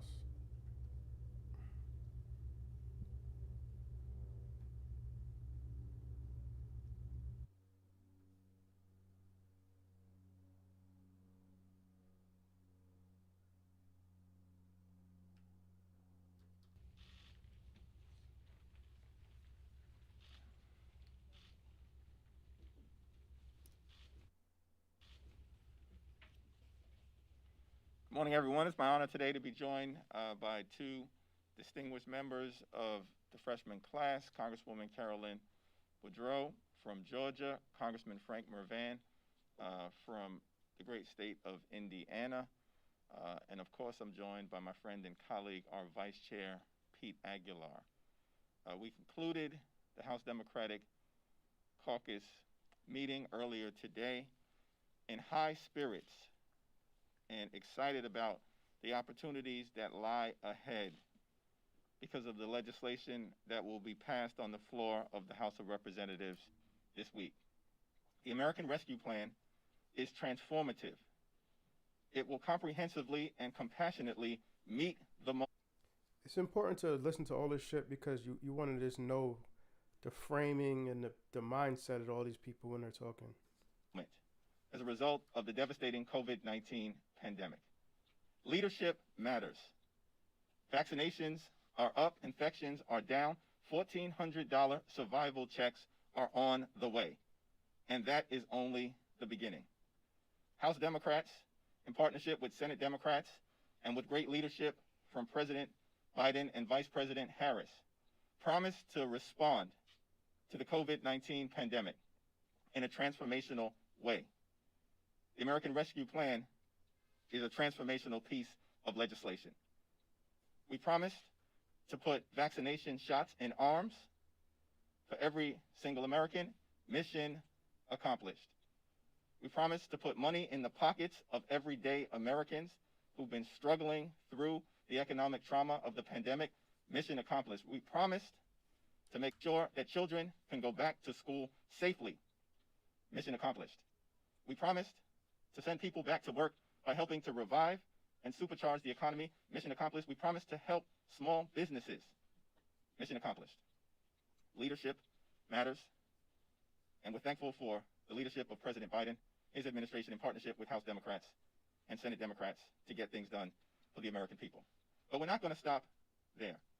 This week we will also have important gun violence prevention legislative measures voted on the floor, and we expect that they will pass with bipartisan support. America has 4% of the world's population, 40% of the world's guns.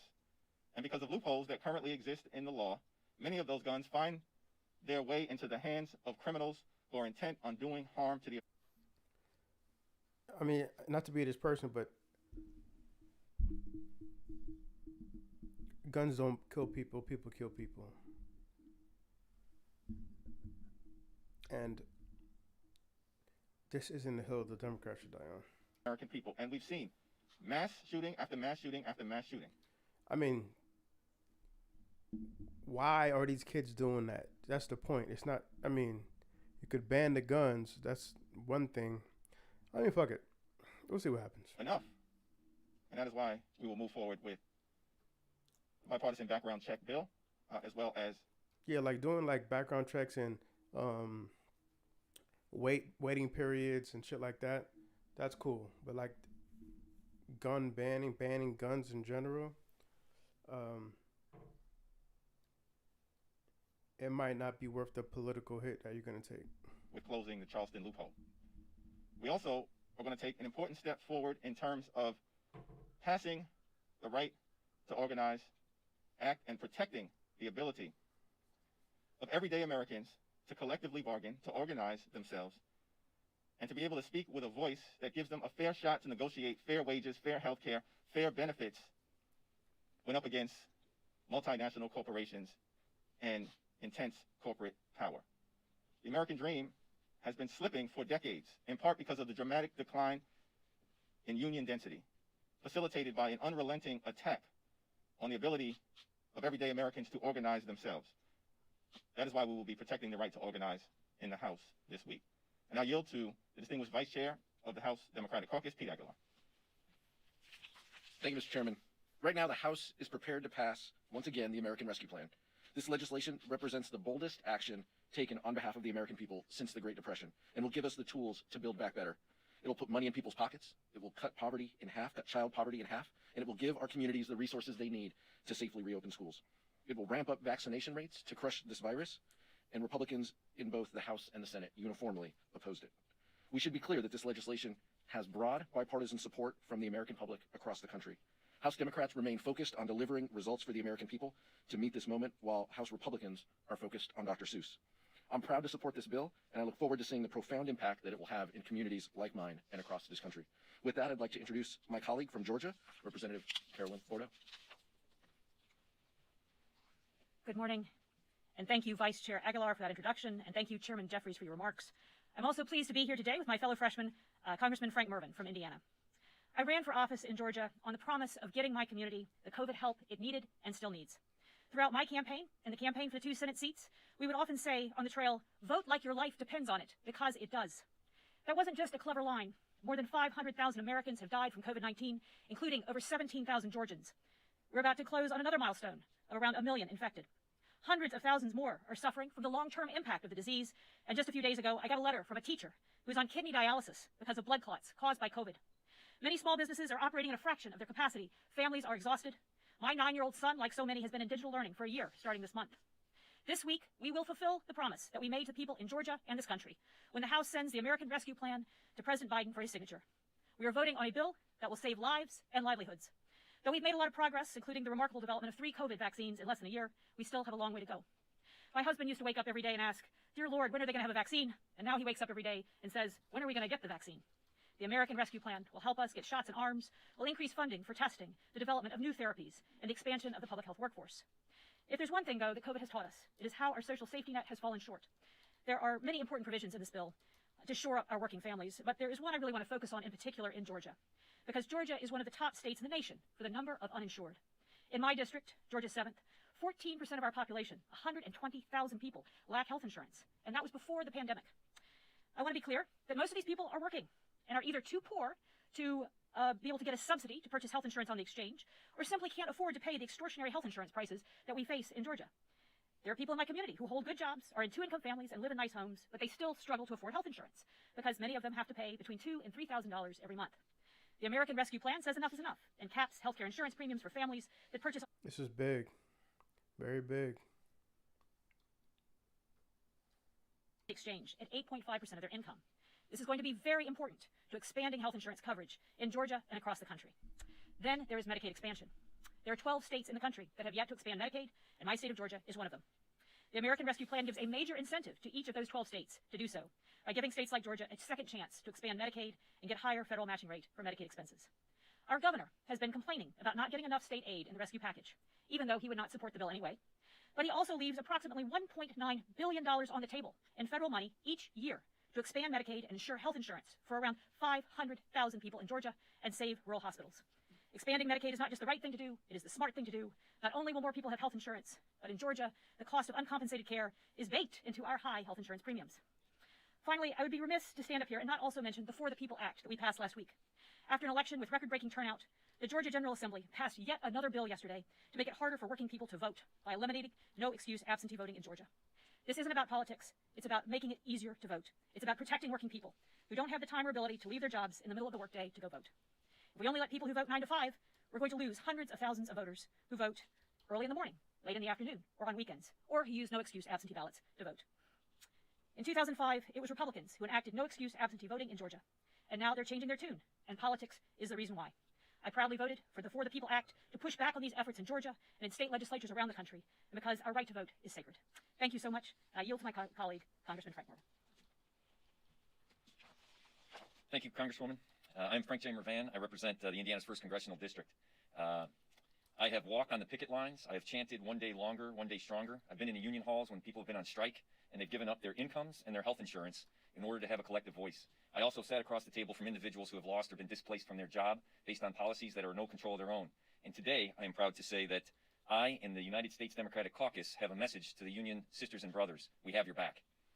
Just like in communities across and throughout our nation, unions are the backbone of Northwest Indiana's economy. My district is a manufacturing hub and one of the largest steel producing regions in the nation. And that success is because of the United Steelworkers. The international longshoremen work at the Port of Indiana, moving iron and ore and goods and products throughout Lake Michigan. And from all members of the building trades and the construction trades use the steel and the products to create and manufacture products that support our national economy and our national security. For too long, states and federal policies have targeted unions to weaken their leverage and their position. That changes today. I am proud the House Democrats are leading the way by voting this week on H.R. 824, the Protecting the Right to Organize Act. When workers stand together and form a union, they have the ability to use a collective voice for fair wages, safe working conditions, improved health benefits, and a secure retirement. Organized labor is essential to creating opportunities for individuals to have a good paying career and a family sustaining job. In the pride and the dignity of work, I am also proud to vote today on the American Recovery Plan. These two measures give a balance and lift up working families. In my opinion, part of our great divide in our nation is workers feel left behind. These two acts lift up workers and give them a chance. I thank you, and I yield back to the chairman. Thank you, Caroline. Thank you, Frank. Questions? Mr. Jeffrey, mission accomplished is pretty strong for a bill you haven't voted on yet. I mean, are you 100% confident you're going to have the votes to do this? I'm 110% confident that the votes exist to pass the American Rescue Plan.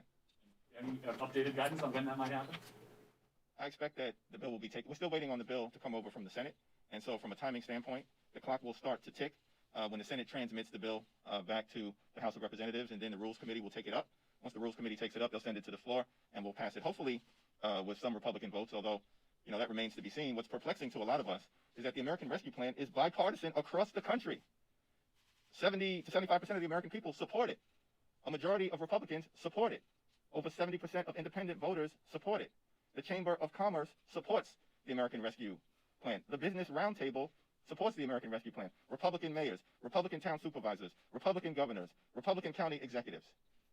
But a single Republican House member or Senate member can't be found when we're in the midst of a once-in-a-century pandemic. So the question is not whether we're going to pass the American Rescue Plan. We will.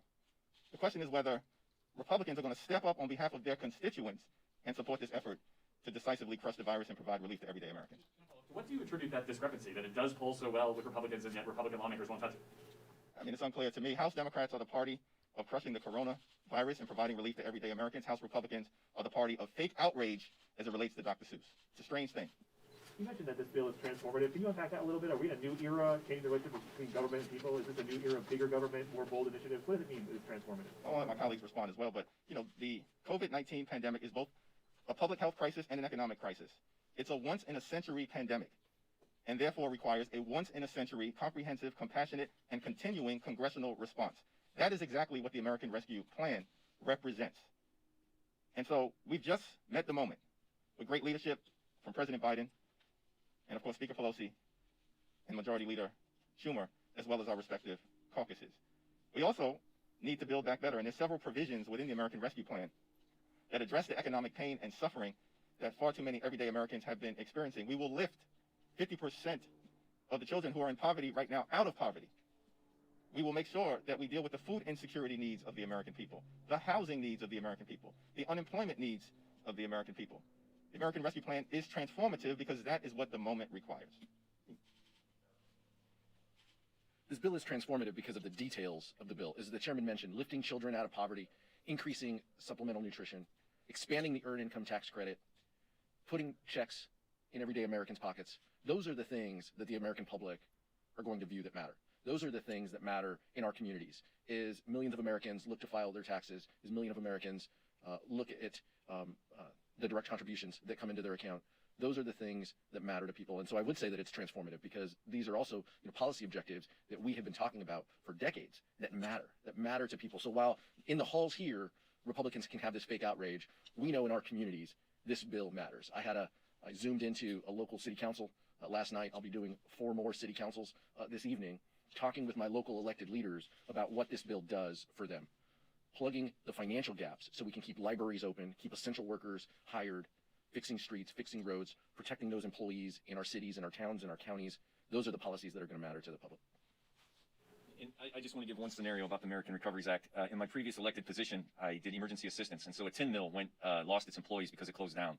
And when the employee lost his job, he couldn't afford COBRA. And he came to me, and I did emergency assistance. And with COBRA, they couldn't afford health insurance. And the American Recoveries Plan does that. It offers a stimulus advantage for individuals to afford COBRA, to go through that transition, to be able to find work and provide the essential health work for their families. So when you ask when it's transformable, it's everyday lives of people getting through these challenges and now having government working for their advantage against odds and a pandemic that we haven't faced in 100 years and an economic crisis that matches that. I second what my colleagues have said, but just want to go back to the issue in Georgia, for instance, that this would allow Georgia to expand Medicaid. This would dramatically increase the number of people who can purchase health insurance in my district and across the state. And it also has an enormous anti-poverty component with the expansion of the earned income tax credit, the expansion of the child tax credit, which will lift over 50% of children out of poverty. And all of these are transformative policies that are woven throughout this bill. Chairman, I wanted to ask you about Congressman Waltz's letter to Iran urging Biden and Blinken to come up with a comprehensive and bipartisan deal with Iran. Have any of you signed it? What do you feel about it? Is this Anthony Brown's letter? I think it's Rep. Waltz.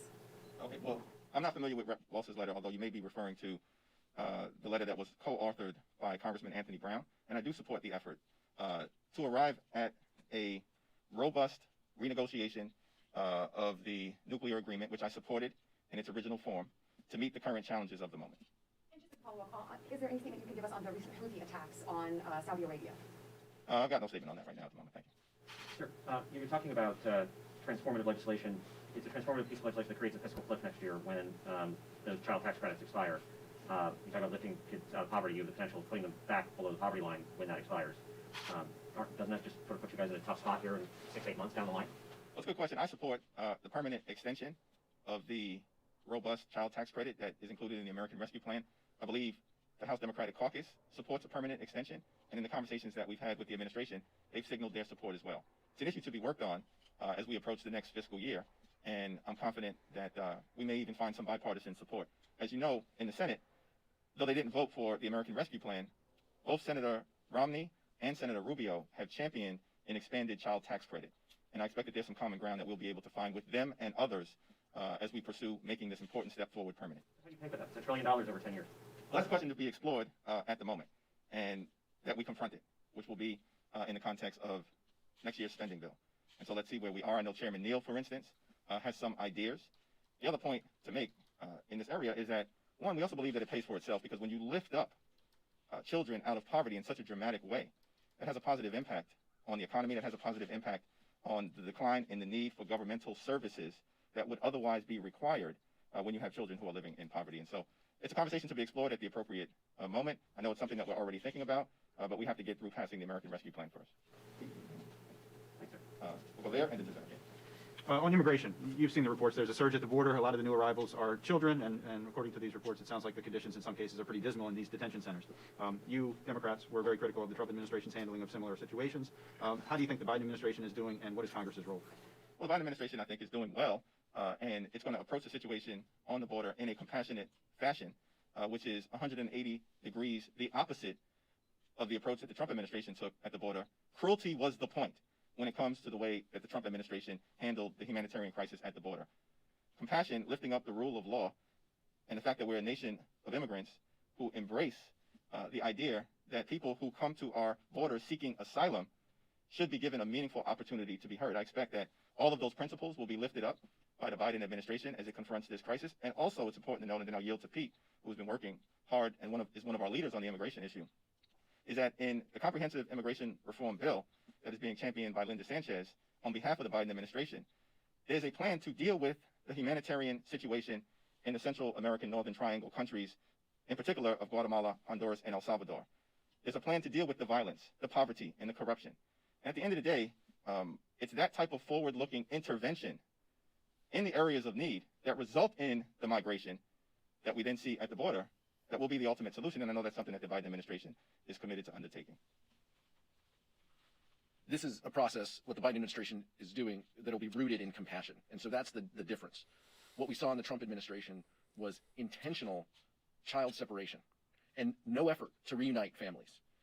And so now we've turned the page, and individuals who are claiming lawful asylum will be viewed just that way. There is a process for this. The Biden administration will move toward that process, and we will hold them accountable, just like we did the prior administration, to ensure that they're following the law. Their process right now is to use the ORR process to move these migrants, these children, into ORR, Health and Human Services facilities, as quickly as possible, given COVID restrictions. So that's what they are going to do. But this is a process that is rooted in compassion, and that's the difference between the prior administration and this administration. And like the chairman said, you don't address this until you deal with Northern Triangle issues. That's what the U.S. Citizenship Act does. That's what we look forward to working with the committees of jurisdiction, foreign affairs, appropriations committees on in the future to help address this. But we will also ensure that there's accountability and oversight to what's going on. In the very near term, I understand the Northern Triangle situation. That's a much longer term solution. In the near term, these facilities are being described as jails, and as you're shifting them to the HHS facilities, is there anything Congress can do to ease that situation down there? Well, I know there are ongoing conversations between the chairs of jurisdiction and many different members of Congress with the Biden administration to try to address the conditions that you've raised. I haven't seen where they've been described as jails, but as Pete indicated, I think we are confident that the Biden administration is going to approach the humanitarian situation at the border anchored in compassion as opposed to anchored in cruelty. Last question. Thank you, Chairman Jeffries. You're set to lose one member to confirmation, Senate confirmation tomorrow, and another one in the coming weeks. How concerned are you about a shrinking Democratic majority, which is already one of the smallest that you've had, going forward with legislation and possibly losing votes? Not concerned at all. We're incredibly unified around a progressive, forward-looking, transformational agenda that we've undertaken from the moment this new Congress was sworn in. And I think, as you've seen, we continue to pass meaningful pieces of legislation on the floor each and every week, including the bills that we will undertake this particular week. That's because we recognize that the American people are facing real challenges that require real solutions. And we're committed to making sure that we get things done. So there's no concern about losing progressives who might be getting antsy down the line. They've already spoken up about some of the changes with the American Rescue Act, so no concerns down the line with them getting antsy, being like, no, we don't like some of these changes the Senate do. We're not going to sort of go along with it. Senate is a unique and peculiar institution, but that's the reality of the constitutional fabric that we confront.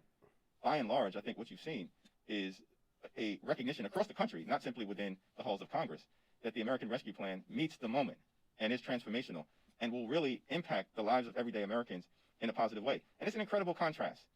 The Republicans, when they had an opportunity to act on behalf of the American people in 2017, passed the GOP tax scam and saddled our children and our grandchildren and our country with $1.9 trillion in debt, where 83% of the benefits went to the wealthiest 1% in America in order to subsidize the lifestyles of the rich and shame. This guy sounds like Bernie Sanders. It's crazy. That is what they did with their majority. After inheriting the Barack Obama, Joe Biden economy that was going well at the time. Now we find ourselves in a crisis, and not a single one of them can support the American Rescue Plan. So the challenge is not with Democrats. We're going to remain united, I believe, and unified. And as Senator Bernie Sanders himself said, after voting to support the American Rescue Plan, this is the most progressive bill passed by the Congress in at least a quarter century. He's a leading progressive. And so I don't think there's any anxiety as it relates to moving forward with the legislation that will be on the floor this week.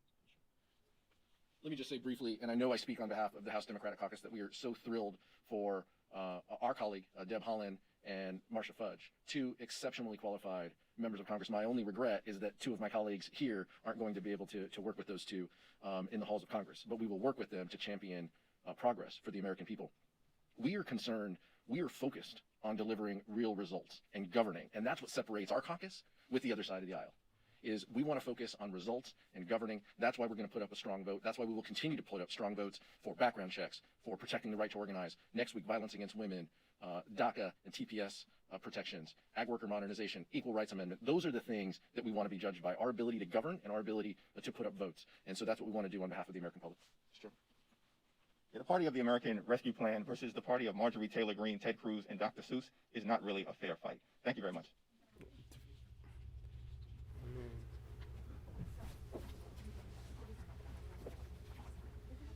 Let's see what the Pac-Man has to say.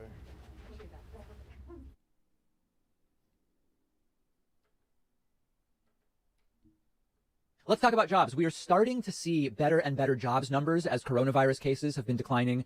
Hospitalizations have been declining. Deaths, while still tragically high, are also declining. And hopefully this is going to continue. In February, non-farm payrolls went up 379,000, even though the expectation was only 210,000. So the real numbers exceeding the expectations by about 50%, more in fact. The unemployment rate was expected to be 6.3%. It came in lower at 6.2%.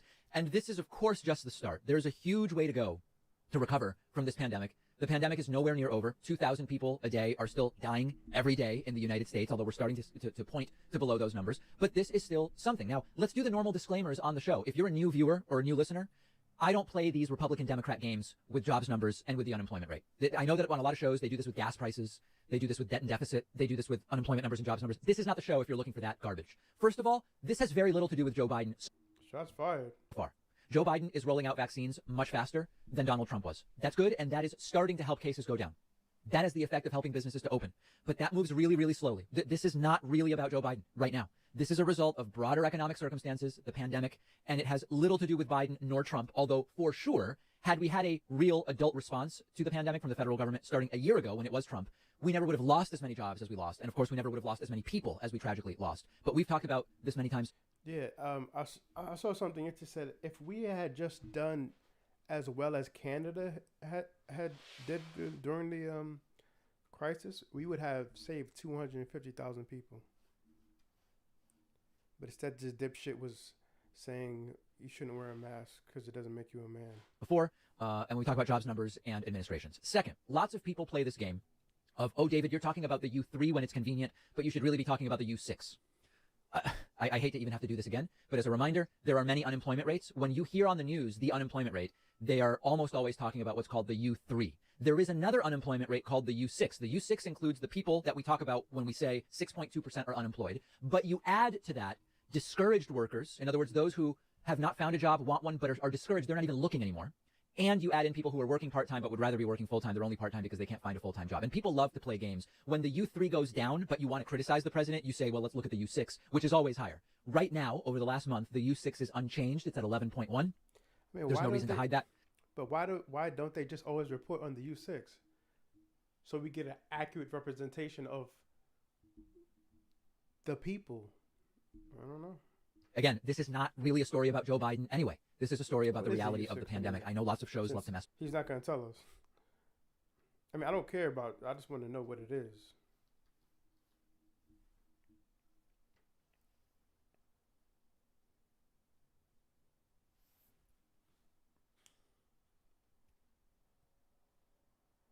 For February 2021, it's 11. It's 11.1%.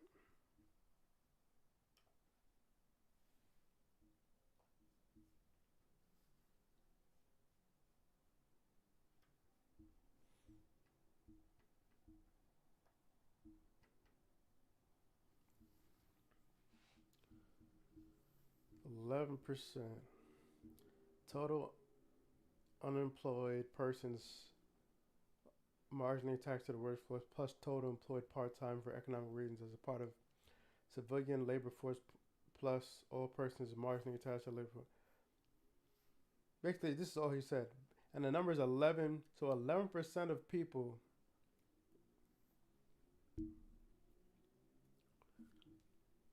are out of work. It's not good. It's not good at all. Anyway. This stuff, we don't do that. The hospitality industry is still 3.5 million jobs short of where it was a year ago before the pandemic exploded. And if you look at total employment, we have a long way to go. There were more than 152 million jobs before the pandemic. There are now 143 million. We are 9 million jobs short of the pre-pandemic numbers, despite having more people living in the United States than we did a year ago.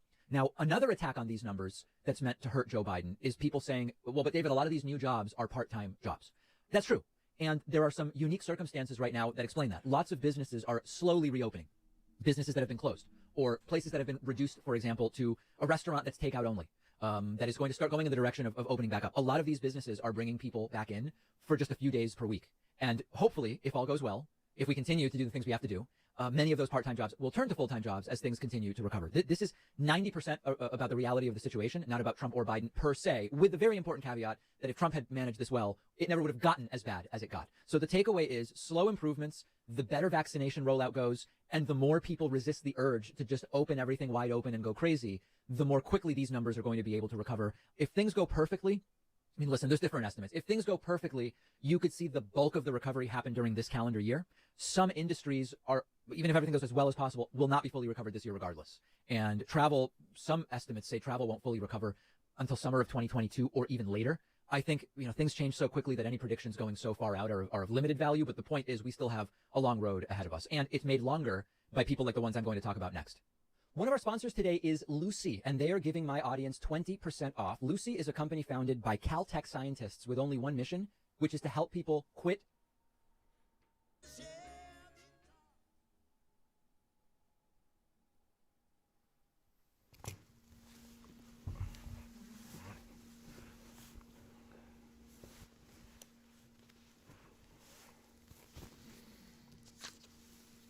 Good morning, everybody. So the vaccine effort continues, and it's stronger every day, reaching New Yorkers in every part of the 5 boroughs, making sure people are vaccinated. Part of our goal to fully vaccinate 5 million New Yorkers by June, and we are well on our way.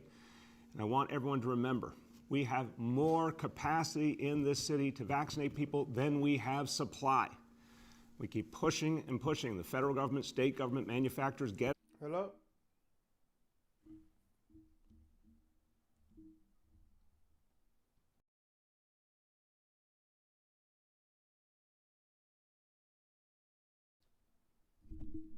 Sorry. More supply because we could be vaccinating 500,000 people a week easily at this point. We can even do more going forward. But where are we today? Well, we had a good week last week, 340,000 vaccinations last week. That's strong, that's solid. We want to do a lot more each week. But here's where we are overall at this point. From the very beginning of the vaccination effort, there have been 2,405,191 vaccinations. So this is building and building, but we're ready to take off and take it to the next level. Now, to continue to build up our vaccination effort, we're bringing on board more and more good New Yorkers to help us in this effort, folks who want to serve their fellow New Yorkers, folks from the communities most affected by COVID, who want to give back, who want to help make sure that people get vaccinated and know it's okay, know it's safe. See people who look like them, see their neighbors helping in the vaccination process. That's what I saw in Co-op City on Saturday when I was up in the Bronx, and this is what works. So our Vaccine for All Corps continues to grow. This idea of bringing in everyday New Yorkers to help in this work, hiring thousands of people to help build the vaccination effort is exactly what we need to do to take it to the next level. So our Vaccine for All Corps will be hiring 2,000 New Yorkers right away and putting them to work at vaccine sites all over the city. We're hiring directly from the community, particularly places where we need more and more neighborhood people to be involved in the vaccination effort and where people need the economic opportunity. We'll be hiring in the Bronx, we'll be hiring in the Rockaways, we'll be hiring in Staten Island, all over the city, in the 33 neighborhoods that are hardest hit, have been hardest hit by COVID, focused hiring there in particular. So anyone who's interested in this opportunity, be part of our Vaccine for All Corps, you can see the jobs that are available by going to nyc.gov/vaccine-jobs. And we welcome New Yorkers to join this crucial effort to bring our city back. So we always talk about a recovery for all. A recovery for all is an economic idea for sure. It means making sure that everyone has the opportunity to get their livelihoods back, to have a chance at a better life in the new New York City ahead. But a recovery for all means addressing injustices and addressing those who have been left out and those who have suffered as well. Let's talk about a couple of these situations today where we need new approaches to old problems. First of all, I want to talk about our taxi industry. I want to talk about folks who make New York City work. Yes, New York City taxis are iconic. They're part of our identity. Yes, generation upon generation of New Yorkers has found opportunity by driving a cab. It is a classic New York story, but it's not a stereotype. I want to be clear. I don't see it as a stereotype because I've gotten to know so many drivers over the years, and I've heard their stories. I've understood that driving a cab was the pathway to opportunity. I've heard so many drivers talk about their families. Why do they work so hard, such long hours? Why do they do things that for most of us would seem like above and beyond? Because they want to do better for the next generation. This is for so many people, the classic story of parents giving their all for their children, of immigrants coming here for a life they could never have imagined in their homelands. That's the story of New York City taxi drivers. But taxi drivers have been through so much, especially, of course, during the pandemic, where the industry has been hit so hard. And during that time, by the way, taxi drivers stepped up and helped us, helped our community. Taxi drivers were in the lead getting food to seniors who needed them, helping to make sure that people could get around even in the toughest times. But even before the pandemic, we know taxi drivers were dealing with a crisis because of what happened with the value of medallions. This is a very sad story, and it's a story with a lot of injustice in it because lenders took advantage of these drivers. And when I came into office and we realized the extent of the problem, we canceled medallion sales. We just wouldn't do them anymore. And we've been working to find ways to help drivers, and it's tough because so many people have suffered.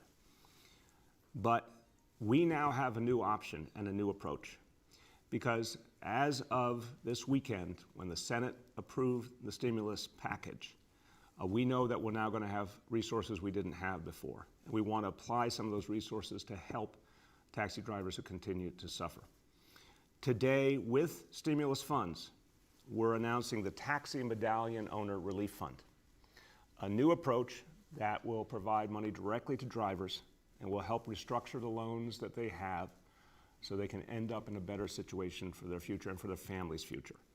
This has taken a lot of painstaking work to figure out something that would work today and for the long haul. And I'm going to turn to Commissioner Loisi Heredia Jarmuschek, who has led the way. Our Taxi and Limousine Commission Commissioner has studied the problem, talked to drivers, examined the industry and all of the options. She's done it with a lot of heart and with a lot of concern for the drivers. And her central concern, I've had this conversation with her many times, is what will work, what will stick, how can we help these drivers now and tomorrow to finally get past this crisis and get to a better place. So I want you to hear the plan that she's put together that I think will really help us move forward as a city and help our drivers who we depend on so much. Commissioner. Good morning. Today, the city, under the leadership and direction of Mayor de Blasio, commits to create a $65 million taxi medallion owner relief fund to support financially distressed medallion owners. This fund will offer owners a $20,000 loan to use as a down payment to restructure current medallion debt and up to $9,000 in debt payment support, additional $9,000. Owners can pay this money back over time at 0% interest according to their individual ability. This substantial upfront payment from the city will empower medallion owners to work with lenders to reset the terms of their loan. Restructuring these loans can be a lifeline to lift the weight of debt through lower monthly payments, reduced interest rates, and/or reduced principal. This plan will offer real relief to medallion owners and has the power to transform the lives of many of our hardest essential workers. Many medallion owners are struggling and have asked for assistance from the city. I speak with them every day. I have heard the pain in their voices, that they have had to choose between making debt payments or providing their families with a roof over their heads and food on the table. We understand the gravity of their situation. They need help with this debt to survive. Demand for taxi trips is already starting to increase as our city's economy reopens. We need the taxi industry healthy and ready to put more cabs on the road to meet that demand. That is how the industry will truly recover. This new debt relief is just one part of the work the TLC has been doing to support the industry this past year. We have helped over 500 medallion owners with financial counseling at our resource center, and it is critically important that owners contact us now to schedule an appointment online at nyc.gov/TLC. The Driver Resource Center can help our licensees find other resources for relief as well.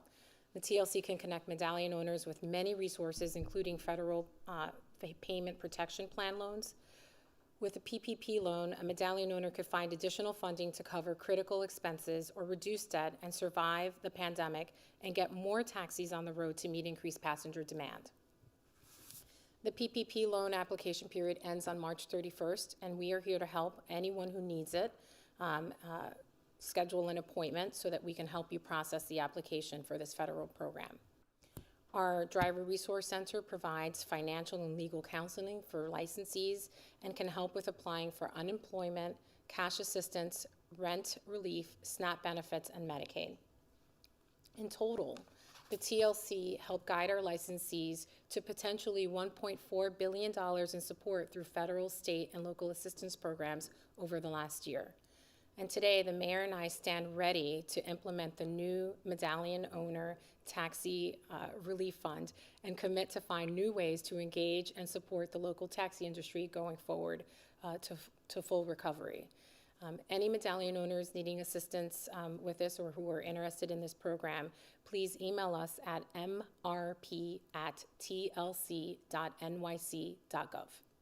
Thank you so much, Commissioner. Appreciate it. And thank you. I know everyone at the TLC has been working now for years to help drivers in so many ways. And I think this new plan will be a difference maker for many, many drivers. And that's part of how we move forward. And I said earlier, what we do in a Recovery for All of Us is address a host of challenges that weren't addressed before, and we address injustices. We break status quo realities that we should not deal with anymore. We should not accept anymore. And this brings me to another topic that's so crucial. When it comes to those who are incarcerated in our city jail system, there's a history. And it's a history we have been working to overcome. And today is going to be a momentous day of change when it comes to fairness for those who are incarcerated and actually creating a path to redemption. Because remember, I always come back to this point. It's called a Department of Correction for a reason. It's not about punishment, it's about redemption. And I've spent time at Rikers Island, I've spent time talking to folks who are incarcerated, I've spent time talking to those who advocate for them, I've spent time talking to our correction officers. To get this right, you gotta listen, but we also have to be willing to change. Now, I wanna hearken back to the story that gripped New York City, that woke us all up to the reality. Between the years 2010, 2013, Khalif Browder was imprisoned at Rikers Island. For 2 full years, he was in solitary confinement. The fact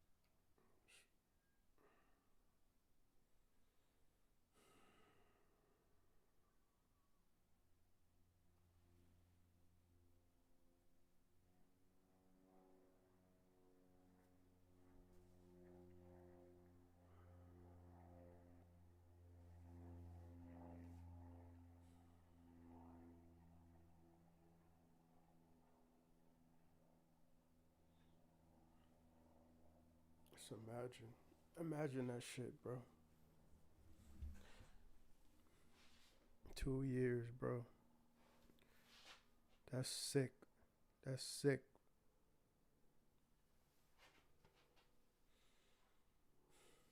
As the NBA.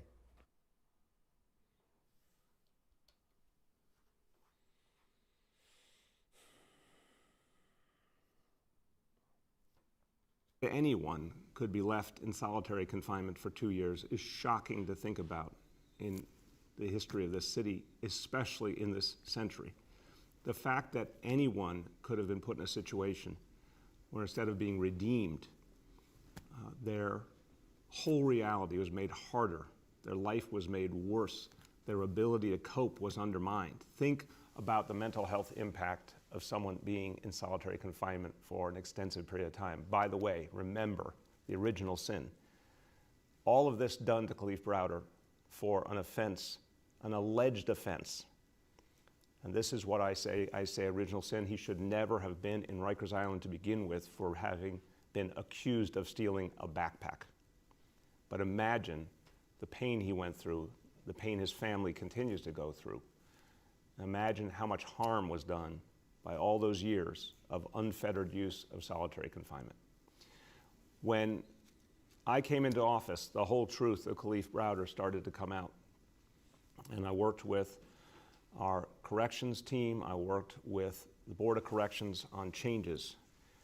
And we started to move away from solitary confinement. We found there was a better way. We found it was much more important to work on redeeming those who are incarcerated, to give them education and training, to show them a pathway beyond jail to a better life, and not to set back their progress with mistaken approaches like solitary confinement. We've said that we could do something very different. In fact, I came to the conclusion we could end solitary confinement entirely in New York City, something that has been done in very few places in this country. Working with our Board of Corrections, we found a plan that will work, that will provide a safe environment for those who are incarcerated and officers alike, but will end the scourge of solitary confinement. And we're making good on that pledge to create change. We're making good on that pledge today. The Board of Corrections today is proposing new rules that will end solitary confinement entirely in our city jails. We're going to go farther than any jail system in America by creating positive alternatives. And this came from work done by an extraordinary group of committed individuals who formed our working group to end punitive segregation, to end solitary confinement. I want to thank Jennifer Jones Austin, our Board of Corrections chair, for her leadership, and also the tremendous leadership of Vice Chair Stanley Richards, a man who has an extraordinary story, and it's an inspiring story, and who also serves as Executive Vice President of the Fortune Society. If you spend time with Stanley, you hear immediately why redemption should be our approach, because here is an extraordinary man who went through his own challenges, and his achievements prove to us why we should remember to hear and respect and redeem every one of our fellow New Yorkers. Here to talk to you about this new plan that will end solitary confinement once and for all, my pleasure to introduce Stanley Richards. Good morning, Mr. Mayor, and thank you. As an African-American man, a family man, a husband, a grandfather, a formerly incarcerated person, today marks a major milestone in our pursuit of a more safe, fair, and humane system. We are at the point in New York City where we could lead the nation in showing that it doesn't take brutality, it doesn't take harm, it doesn't take hurt to start healing. We can heal from the inside out. And the rule package that the Board of Corrections is putting together today is a way to change the department's response to violence by prioritizing safety and support for all, providing an environment where behavior change is both possible and rewarded. This rule eliminates solitary confinement in New York City and will govern the use of restrictive housing in response to violence across the jail system. It aims to do a couple of things. First, to define separation and ensure that it is not indefinite. It aims to ensure that people will be held accountable in a system that is based on swift, certain, and fair principles. That individuals will have a due process hearing and their punishment, including the amount of time, defined and expectations made clear and achievable. It aims to ensure that people will be provided with the support they need to successfully re-enter the general population and eventually their community. And finally, it aims to ensure transparency for all. Staff and people in custody must understand and buy into the core principles of this system. It will be critical for the goals, principles, and expectations to be clearly communicated to people in custody before and after any incident. So I stand with you today, Mayor de Blasio, and with the City Council, who have been calling on a smaller and fairer system, to say that today marks a major milestone in that process. And I look forward to hearing from advocates, community members, loved ones about what we're proposing, because this is not the end. This is the beginning of the process. And I want to thank you, Mayor de Blasio, for taking the leadership and to calling on this city to do better when it comes to mass incarceration and criminal justice, to do better for our communities who are disproportionately impacted by mass incarceration, and I stand ready to work with you, the City Council, the Board of Corrections, and the many community members who have been impacted by mass incarceration to make the changes necessary to lead the nation in a way forward for a smaller and more fairer system. Thank you so much, Stanley. And Stanley, I really appreciate all the work you put into this, and I appreciate just your lifelong commitment to changing what's wrong and to helping people find their way forward. It's absolutely outstanding, and I know in the work you do at the Fortune Society, every day you see those inspiring stories of someone who finds the right path, and I know you're shepherding a lot of people on that path, so thank you so much for all you do. Everyone, thank you. Everyone, I want you to hear from another leader in this field who has been fighting for changes. The fact is, more and more people have looked at this issue and realized there's a better way. And it takes risk to find a new path forward. But there's been some visionary voices out there fighting for it, calling for it. One of them is the chair of the Criminal Justice Committee in the City Council. My pleasure to introduce Councilmember Keith Powers. Thank you, Mr. Mayor. Thank you for having me here today to join you. First of all, I want to commend you for the taxi medallion relief program, because I think that's going to be providing a major relief for an industry that's clearly in need. So I want to say thank you for that before I go forward. I just want to, first of all, say thank you to Stanley Richards and everyone for their work here over the last few months to get us to this point, and you for leading us into this conversation here by announcing this last year.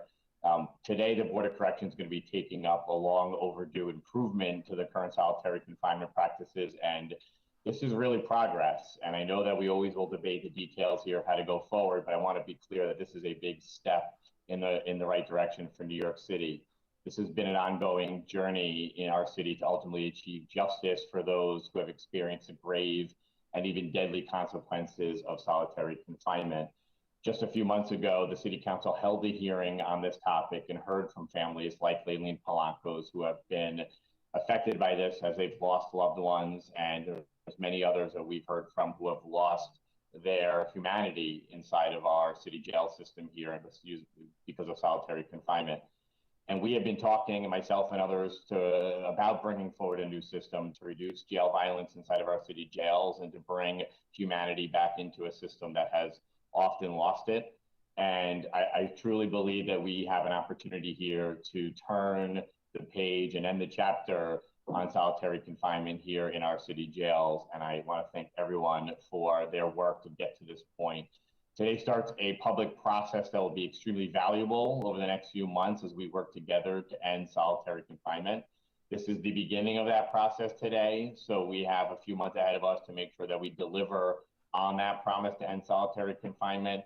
But today is undoubtedly a step forward. I want to thank the mayor. I want to thank Stanley Richards and, of course, the Fortune Society, Jennifer Jones-Austin, Deanne Hoskins, Commissioner Brand, and all others who worked on this, and the advocates as well who have worked overtime to get us to this point. And I look forward to working alongside all of you to bring us to a final end here on solitary confinement and to bring our criminal justice system truly into a new place here in New York City. So thank you for having me here today, and I want to thank all of you for your work to get us to this point.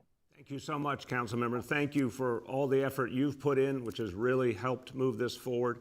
And I also want to say another council member who's passionate about this topic and very much believes in the changes being announced today, wanted to be with us, Councilmember Danny Drum, the finance chair of the City Council, but he is getting his COVID vaccine today. And obviously at this moment, that is the #1 priority. So we understood he couldn't be with us because he's getting his shot.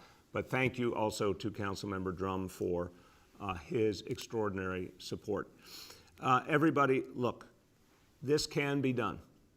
And one thing we know is when New York City acts, it is noticed all over the nation. When New York City acts, many places emulate our action. We need to get rid of solitary confinement all over this nation. So when the biggest city in America proves it can be done safely, it can be done the right way, it can be done the way that actually encourages rehabilitation, I think a lot of others will follow. So this is really a momentous day. All right, let's talk about today's indicators. Number one, daily number of people admitted to New York City hospitals for suspected COVID-19. Today's report, 217 patients. Confirmed positivity level 67.37%. Hospitalization rate 3.93 per 100,000. Number two, new reported cases on a 7-day average. Today's report, 3,367 cases. And number three, percentage of people testing positive citywide for COVID. Today's report, 7-day rolling average, 6.06%. I'm going to say a few words in Spanish, and the topic is our taxi drivers and the relief we're going to provide them. Esta pandemia ha creado muchos héroes y necesitamos poner de nuestra parte para ayudarlos. Hoy estamos ayudando a nuestros taxistas creando un fondo de ayuda para los dueños de medallón de taxi y estamos poniendo fin a las subastas de medallón. Nuestros taxistas serán parte clave en nuestro plan de recuperar una ciudad que es para todos. With that, let's turn to our colleagues in the media. Please let me know the name and outlet of each journalist. Hi all, we'll now begin our Q&A. With us today is TLC Commissioner Jarmuzic, Health Commissioner Dr. Dave Chachki, CEO of Health and Hospitals Dr. Mitchell Katz, Co-Chair of the Board of Correction Stanley Richard, and Senior Advisor Dr. Jay Varma. With that, we'll go to Emma from the New York Times. Hi, good morning, Mayor. As you know, we've written a lot about this issue, and we're curious, have you and your administration talked with taxi lenders, and do you have a sense that the lenders will restructure the loans? Yes, and to tell you more is our commissioner. We have connected with various lenders, and we believe that this plan is a win-win for everyone. And I expect that the lenders will participate in this program so that we can get on with our recovery here in New York City for taxis. Go ahead, Emma. And as you know, the drivers owe an average of $500,000 apiece, and they've been asking for a bailout. So what would you say to those who feel like this is sort of a drop in the bucket? Look, Emma, I think our obligation is to find a way forward that will work.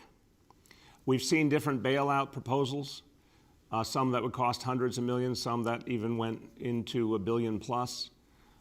That's not possible for New York City. If there were an option on the federal level, that would be the one place that could be done. But here is a way to greatly improve the situation. And it's based on real painstaking work to figure out what would actually support drivers under the realities we face. And I know the commissioner really focused on that, a sustainable plan, something that would work, that would be manageable, that would help people move forward. So this is what we believe can be done. The stimulus funds gives us the opportunity to do it, and we're moving forward immediately to help as many drivers as possible. Next is Steve from WCBS Radio. Good morning, Mr. Mayor. How are you? Good, Steve. How you doing? I'm all right. Appreciate it.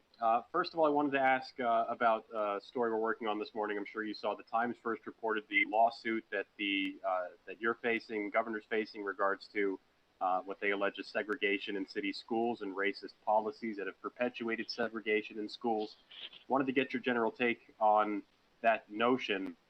Specifically, it talks about gifted and talented programs, specialized admissions tests. Wanted to get your response, if you have one yet, in terms of that notion that there have been baked-in policies for decades in city schools that's perpetuated segregation and racism. Steve, thank you for the question. I won't respond to the lawsuit. I don't respond, of course, in detail to any lawsuit, and I haven't seen what is specifically being alleged. I'll talk about the work that's being done. I think what is happening with specialized high schools admissions is wrong. I've made that abundantly clear. I fought intensely to change it in Albany. We weren't able to achieve it.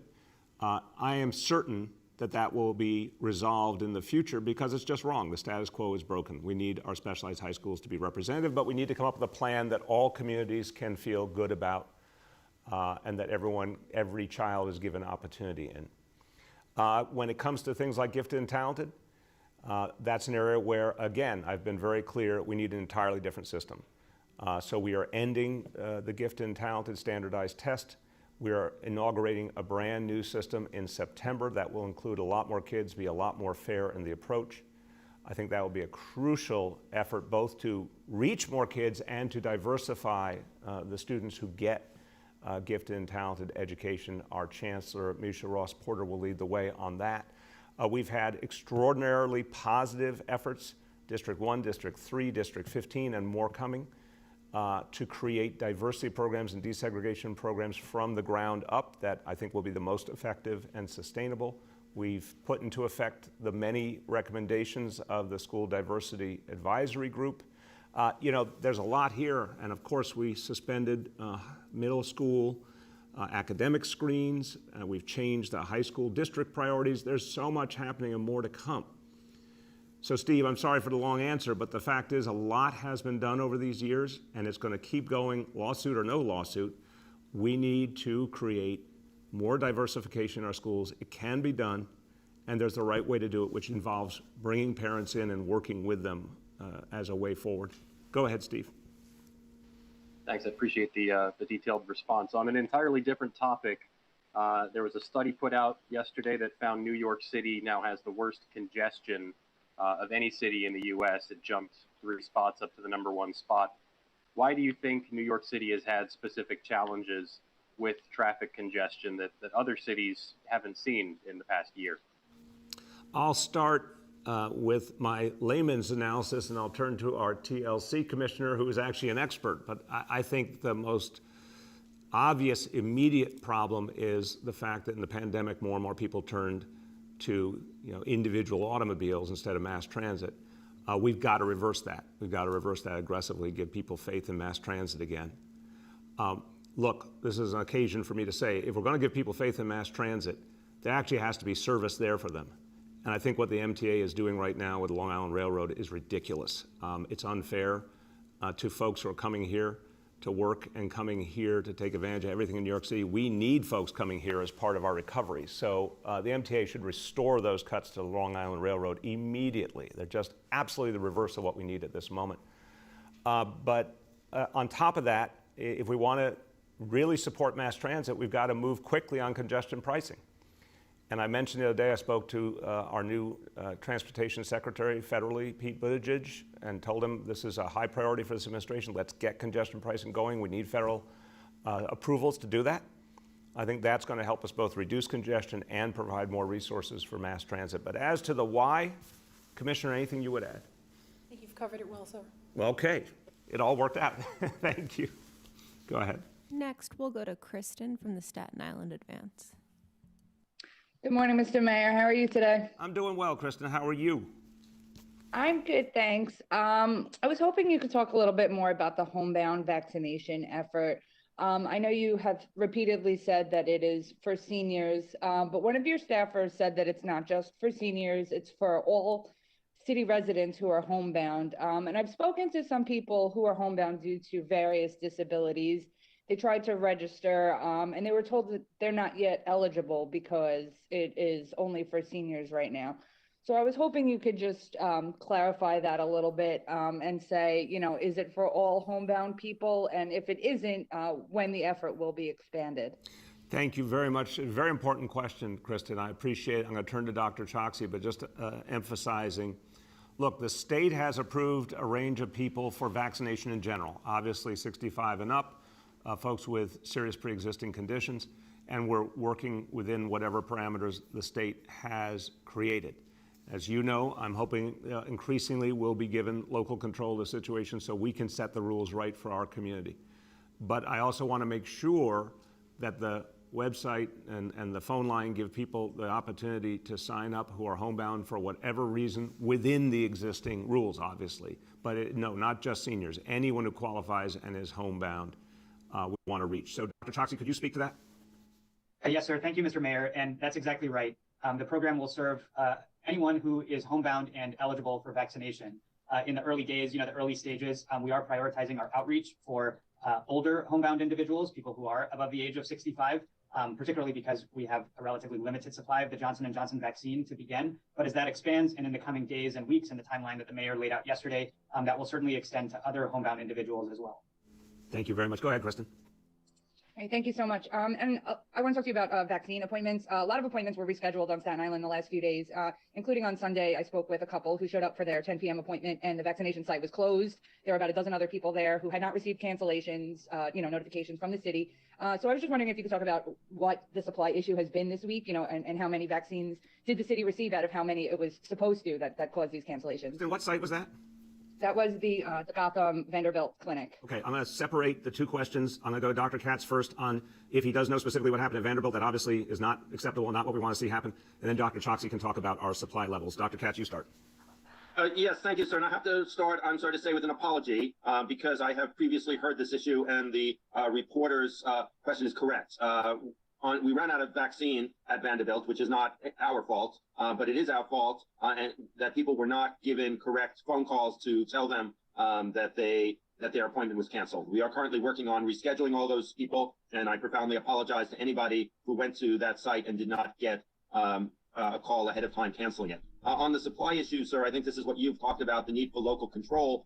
One of the challenges we face is that every week we get an unknown number of vaccines to each site on a particular day from the state distribution. Until that day, we don't know how many vaccines we're getting or to which site, and then we are meant to use them as rapidly as possible. This is what keeps us from making cogent plans that ideally we would do weeks ahead on setting schedules, making sure that everybody who has had to be rescheduled is quickly rescheduled. But I can never reschedule anyone until I have the vaccine in hand, and I never know until it arrives how many injections I'm going to have.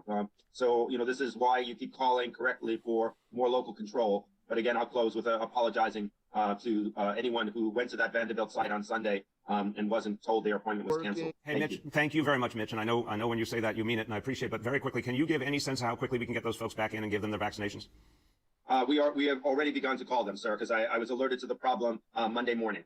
So I know yesterday they began to call, and I will check and see today how many people they've been able to reach. All right, but since it's a small number of people, I just want to state the obvious. We should be able to reach everyone today, and I assume we could accommodate them today or tomorrow. All right, I think we're done with this one.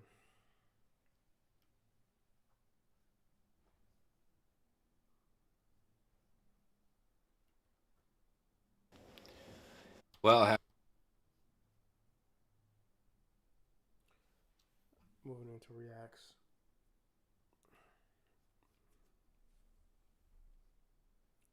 Out of the news, I mean.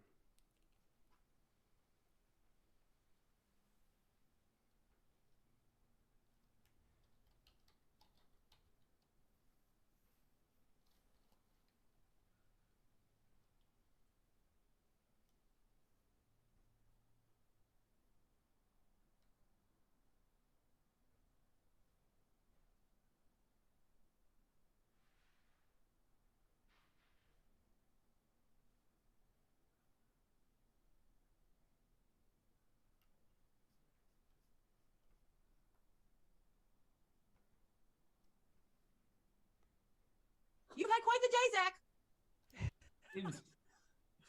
Never a dull moment over there. No, we don't. Yeah, we don't like to just take it easy, take it smooth. Yeah. Well, we are getting. It's a new thing, but that's cool. Yeah, right. I have to say, you have the coolest leaks. Roll with the punches, I guess, as they say. Yeah. Well, we're getting very close to March 18th. So close that people are beginning to make a plan on how to watch this 4-hour film. And who better to make that plan with than you? Yes. So we decided to do Zack Snyder's guide on how to watch the Snyder Cut. I mean, look, and I think there's two sort of philosophies, well, there's probably more than two, but the simple way to think about it is there's either maybe it's two different kind of watchers, really. Someone who's going to take their time, who's not going to just binge it in a single blast. And for those people, this viewer's guide might help. I think for the pro viewer, who's gonna mainline it, I can help you a little bit to not get to know where, you might, might want to. You know what's crazy? During Endgame, I had to pee so bad. It was so funny about that part. During the I mean during when they went back to like the 1970s or whatever, I was like, oh yeah, I could dip out. No black people's about to be involved in this. It's not important to me. Bro, it was so perfect. I didn't care because yeah, that was funny. No, I started watching Marvel with Black Panther, so I didn't really know about the Captain America and all the other shit like that. That didn't mean anything to me personally. the bathroom, replenish your snacks. Exactly. Even the most hardcore fan is going to need to take a break. And they're going to want new snacks. I mean, that Yeah. kind of goes without saying, I think. I mean, I know I would. Oh, of course. They'll have to refill. Yeah, refill. So I guess when so there are, as you know, there's 6 parts. Yes. We announced that the other day. Is there still an intermission? There's no intermission if you watch the movie at home. Okay. All right. If you were to see the movie, like the IMAX version of the movie has an intermission because you can't pause. Yes. That would be too cruel. That's rough. So at around, let's see, at around 2 hours and 21 minutes, there's an intermission. Oh, okay. So that's a theatrical experience. After which chapter? After which part? It's after chapter 4. Okay. Yeah. Wait a minute. Bro, it's your movie. Why nigga don't know what's going on? He like, where is that shit? Yeah, it's after chapter 4. So it comes back to chapter 5 or part 5. So if people want to create the theatrical experience, that's where they can take the break. That's what I was going to mention. It's actually a nice big break. If you want to take a big break at the end of 4 and before 5, it would actually, it says when part 5 comes on, you pause it there. Ah, great. And that's if you, that's the sort of what I would consider you're on the downhill you're running toward the end. Oh, cool. The first chapter, Don't Count on It, Batman, is. So now we're going to break it down for someone who's not going to just watch this all in one sitting. Who's Yeah. like, what should I do? The movie starts. The first chapter is called Don't Count on It, Batman, and you have like that whole section is about 30 minutes. Oh, So cool. just that first section, and then Age of Heroes comes next. And Age of Heroes, at the end of Age of Heroes, that's a nice time for a small break, I think. Oh, good. If you're interested, because the next chapter is Beloved Mother and Beloved Son, and it kind of starts us on another road. The opening is kind of big setup up to that point. You get a lot of like backstory and kind of know what's happening. And now we're gonna basically, Beloved Mother and Beloved Son is like, so when that comes up, part 3, that's a good time to pause it. And if you're not gonna just muscle, I would say after Age of Heroes, a good time to pause it. It might be a snack refill moment, or it might be a potty break, depending on your bladder, and also how much you've been. Think about when you're at home. When you go to a big movie that you know is long, you might be a little conservative with your. That's right. Your liquid intake. Also, it's crazy. Like, I think one of the biggest problems with the pandemic watching movies at home is that there are more distractions. Like life interferes more. Yeah. So if someone comes and interrupts you, you can be like, just wait until the end of chapter 2, and then I can talk to you. Exactly. And I think that's a really great way to think about it.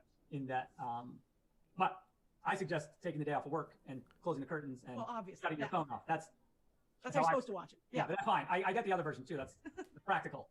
We don't love those people any less. Yes, no, zero, absolutely no less. So Beloved Mother, Beloved Son, and then you'd have Beloved Mother, Beloved Son, and then Change Machine, and that would get you to the natural break, I think. Which is, that's still Beloved Mother and Change Machine is it's still like it's still like an hour and 15 minutes. Well, you said that's like a 2 hour 20 to that point, right? Yeah, So that's like a full movie. If you You've want to make watched- that. So like, Don't Count on It, Batman and Age of Heroes is an hour. Oh, really? Yeah. So that's an hour in is what I'm talking about. Where you if you wanted to take a break, you could. Okay. Or Beloved Mother. So it's still you saw an hour of the movie, and then when you come back for parts 3 and 4, that's another hour, a little over an hour. So if somebody wanted to break this into two Well, nights, it's actually, yeah, into 2 movies. yeah, into 2 nights, right? They're like, okay, I'm gonna make it a Thursday, Friday night activity. Yeah, then I would say after all the King's Horses, you would, oh no, Yeah, after after- James Machine. yeah. All the King's Horses, you would just, okay, tomorrow I watch this. And that's a run to the end. But it's still, you're still 31, 40. So that's an hour and 10 minutes. Seems a little plus. short. It seems like you didn't cut it in the middle. If that's just all the. But no, but there is so part 6, something darker, which, you'd say, oh, that's it. Yeah. But there's an epilogue that's called A Father Twice Over that, well, I guess wasn't released. So Yeah. the last part is called Father Twice Over, and that's, takes you to the end of the movie. That's the big epilogue.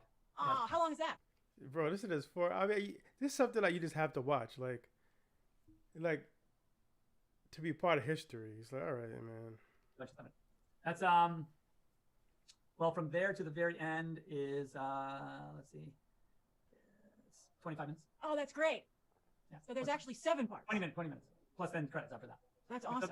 There's actually 7 parts. Yes. Oh, yay! That's great. Yeah. So 1 through 4, and then 5, 6, and 7. But it sounds like 5 to 7 is like a real party. Yeah, 5 to 7 is like a whole deal. Yeah, that's a whole. Yeah, there's a lot happens in there. But by the way, the movie's chock-a-block, so there's no real like, none of these chapters don't have a big gigantic thing in them.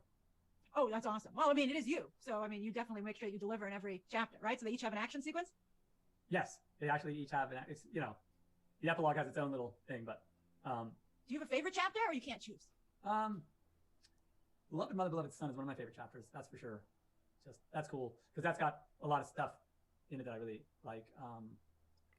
He's like, I mean, I I don't know. I can't. I mean, that one I'd say is, something darker is great. Epilogue I like a lot, so it's hard. Who named all these chapters? Oh, I did. Oh, that's great. And those are the names. Those have been on the movie since 2017. So. Oh, really? Yeah. Wow. Well, also I have to say, this weekend the Snyder Cut exhibit officially opened at the AT&T Discovery Center in Dallas. Oh, right. And I think that's just lovely. It's a stunning exhibit, and you curated it, right? Yeah, it was. We were approached about like, do you want to do something for our gallery at AT&T headquarters? And I said, that sounds amazing. There's a lot of cool stuff from the sort of, the nightmare, reality of the DCEU in my way of thinking about the world. And I have some great photography, and there's some great costumes. And then we said that we have these whiteboards that tell the sort of yes. The story, if it were to continue, what it would be. Now, I think it's important to keep in mind that that those boards are based on where we were with the story in, I think it was before BVS came out. So well, for people who aren't familiar with them, these are 12 huge storyboards, right? Yeah, that you wrote out and Jim Lee illustrated. Yeah.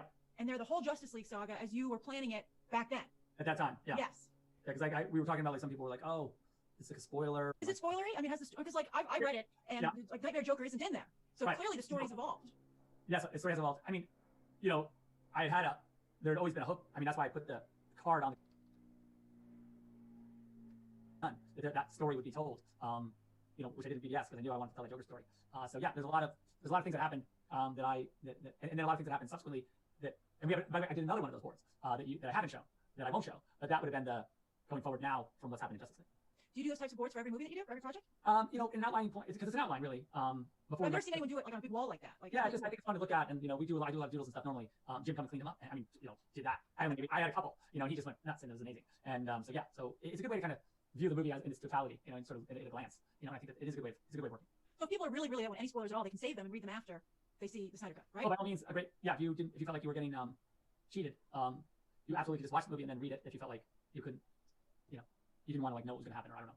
Well, I really like the one element that you have in there about Lex Luthor's league. You put together a really cool league. You had Ocean Master, Black Manta, Captain Cold, Dr. Poison, and the Riddler, who it seemed at that point was going to be in the Batman, the solo Batman movie. So clearly you're. Yeah.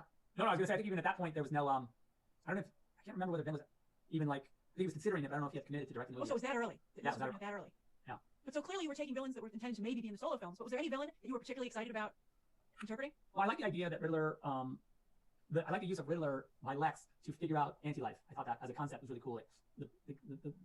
That we would employ him to understand it, because it's an equation, it's a mystery, and he's the one that could decipher it. And well, he does. And I think that was, you have to read the thing. I'll let you read the thing, find out what. I've never seen Riddler used that way, which I thought was really cool. Yeah, we thought it was pretty cool. Yeah, I was like, oh, that's cool. That's like, he's like a tool in that case. Yeah.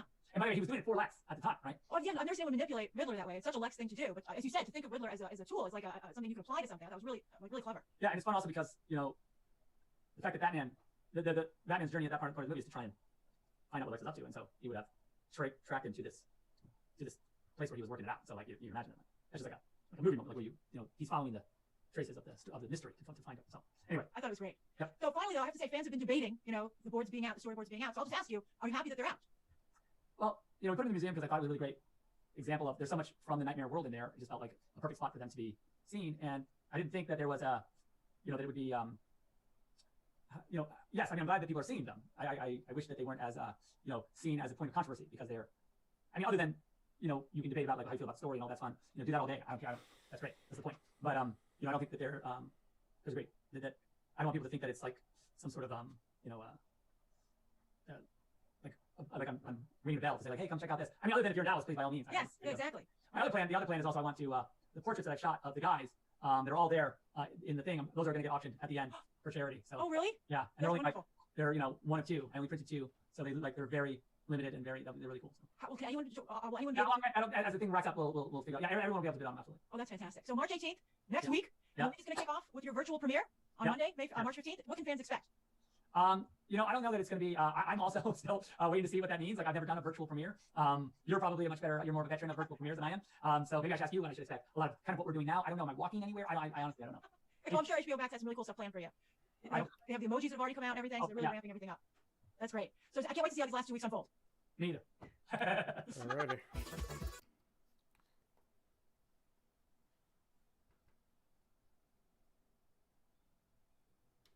Supporting white patriarchy, and I'm surprised when that comes with a variety of sexual entitlements. I don't know what to tell you. This is now this woman is local in Athens. What do you think her kids are like? Yeah, what do you think her kids are like? Athens is not Minneapolis. Athens is not Baltimore. Athens is not Atlanta. We do not have systemic racism here. Athens is not Minneapolis. So I love that clip because I have it on my computer. And this was in response to a bill calling for redress for one of these gentrification or urban renewal projects that happened in the 50s that just like scooted all these an entire black neighborhood away in order for the university to build a dorm. And now the people who survive are calling for redress for the fact that the county took their parents' house. And that woman was a real estate agent saying that there's no systemic racism in Athens, Georgia. Yeah, I do not agree. Athens is one of those small southern towns where my audio or his? There's a lot of poverty and a lot of white money, and the parents' house, and Jesus.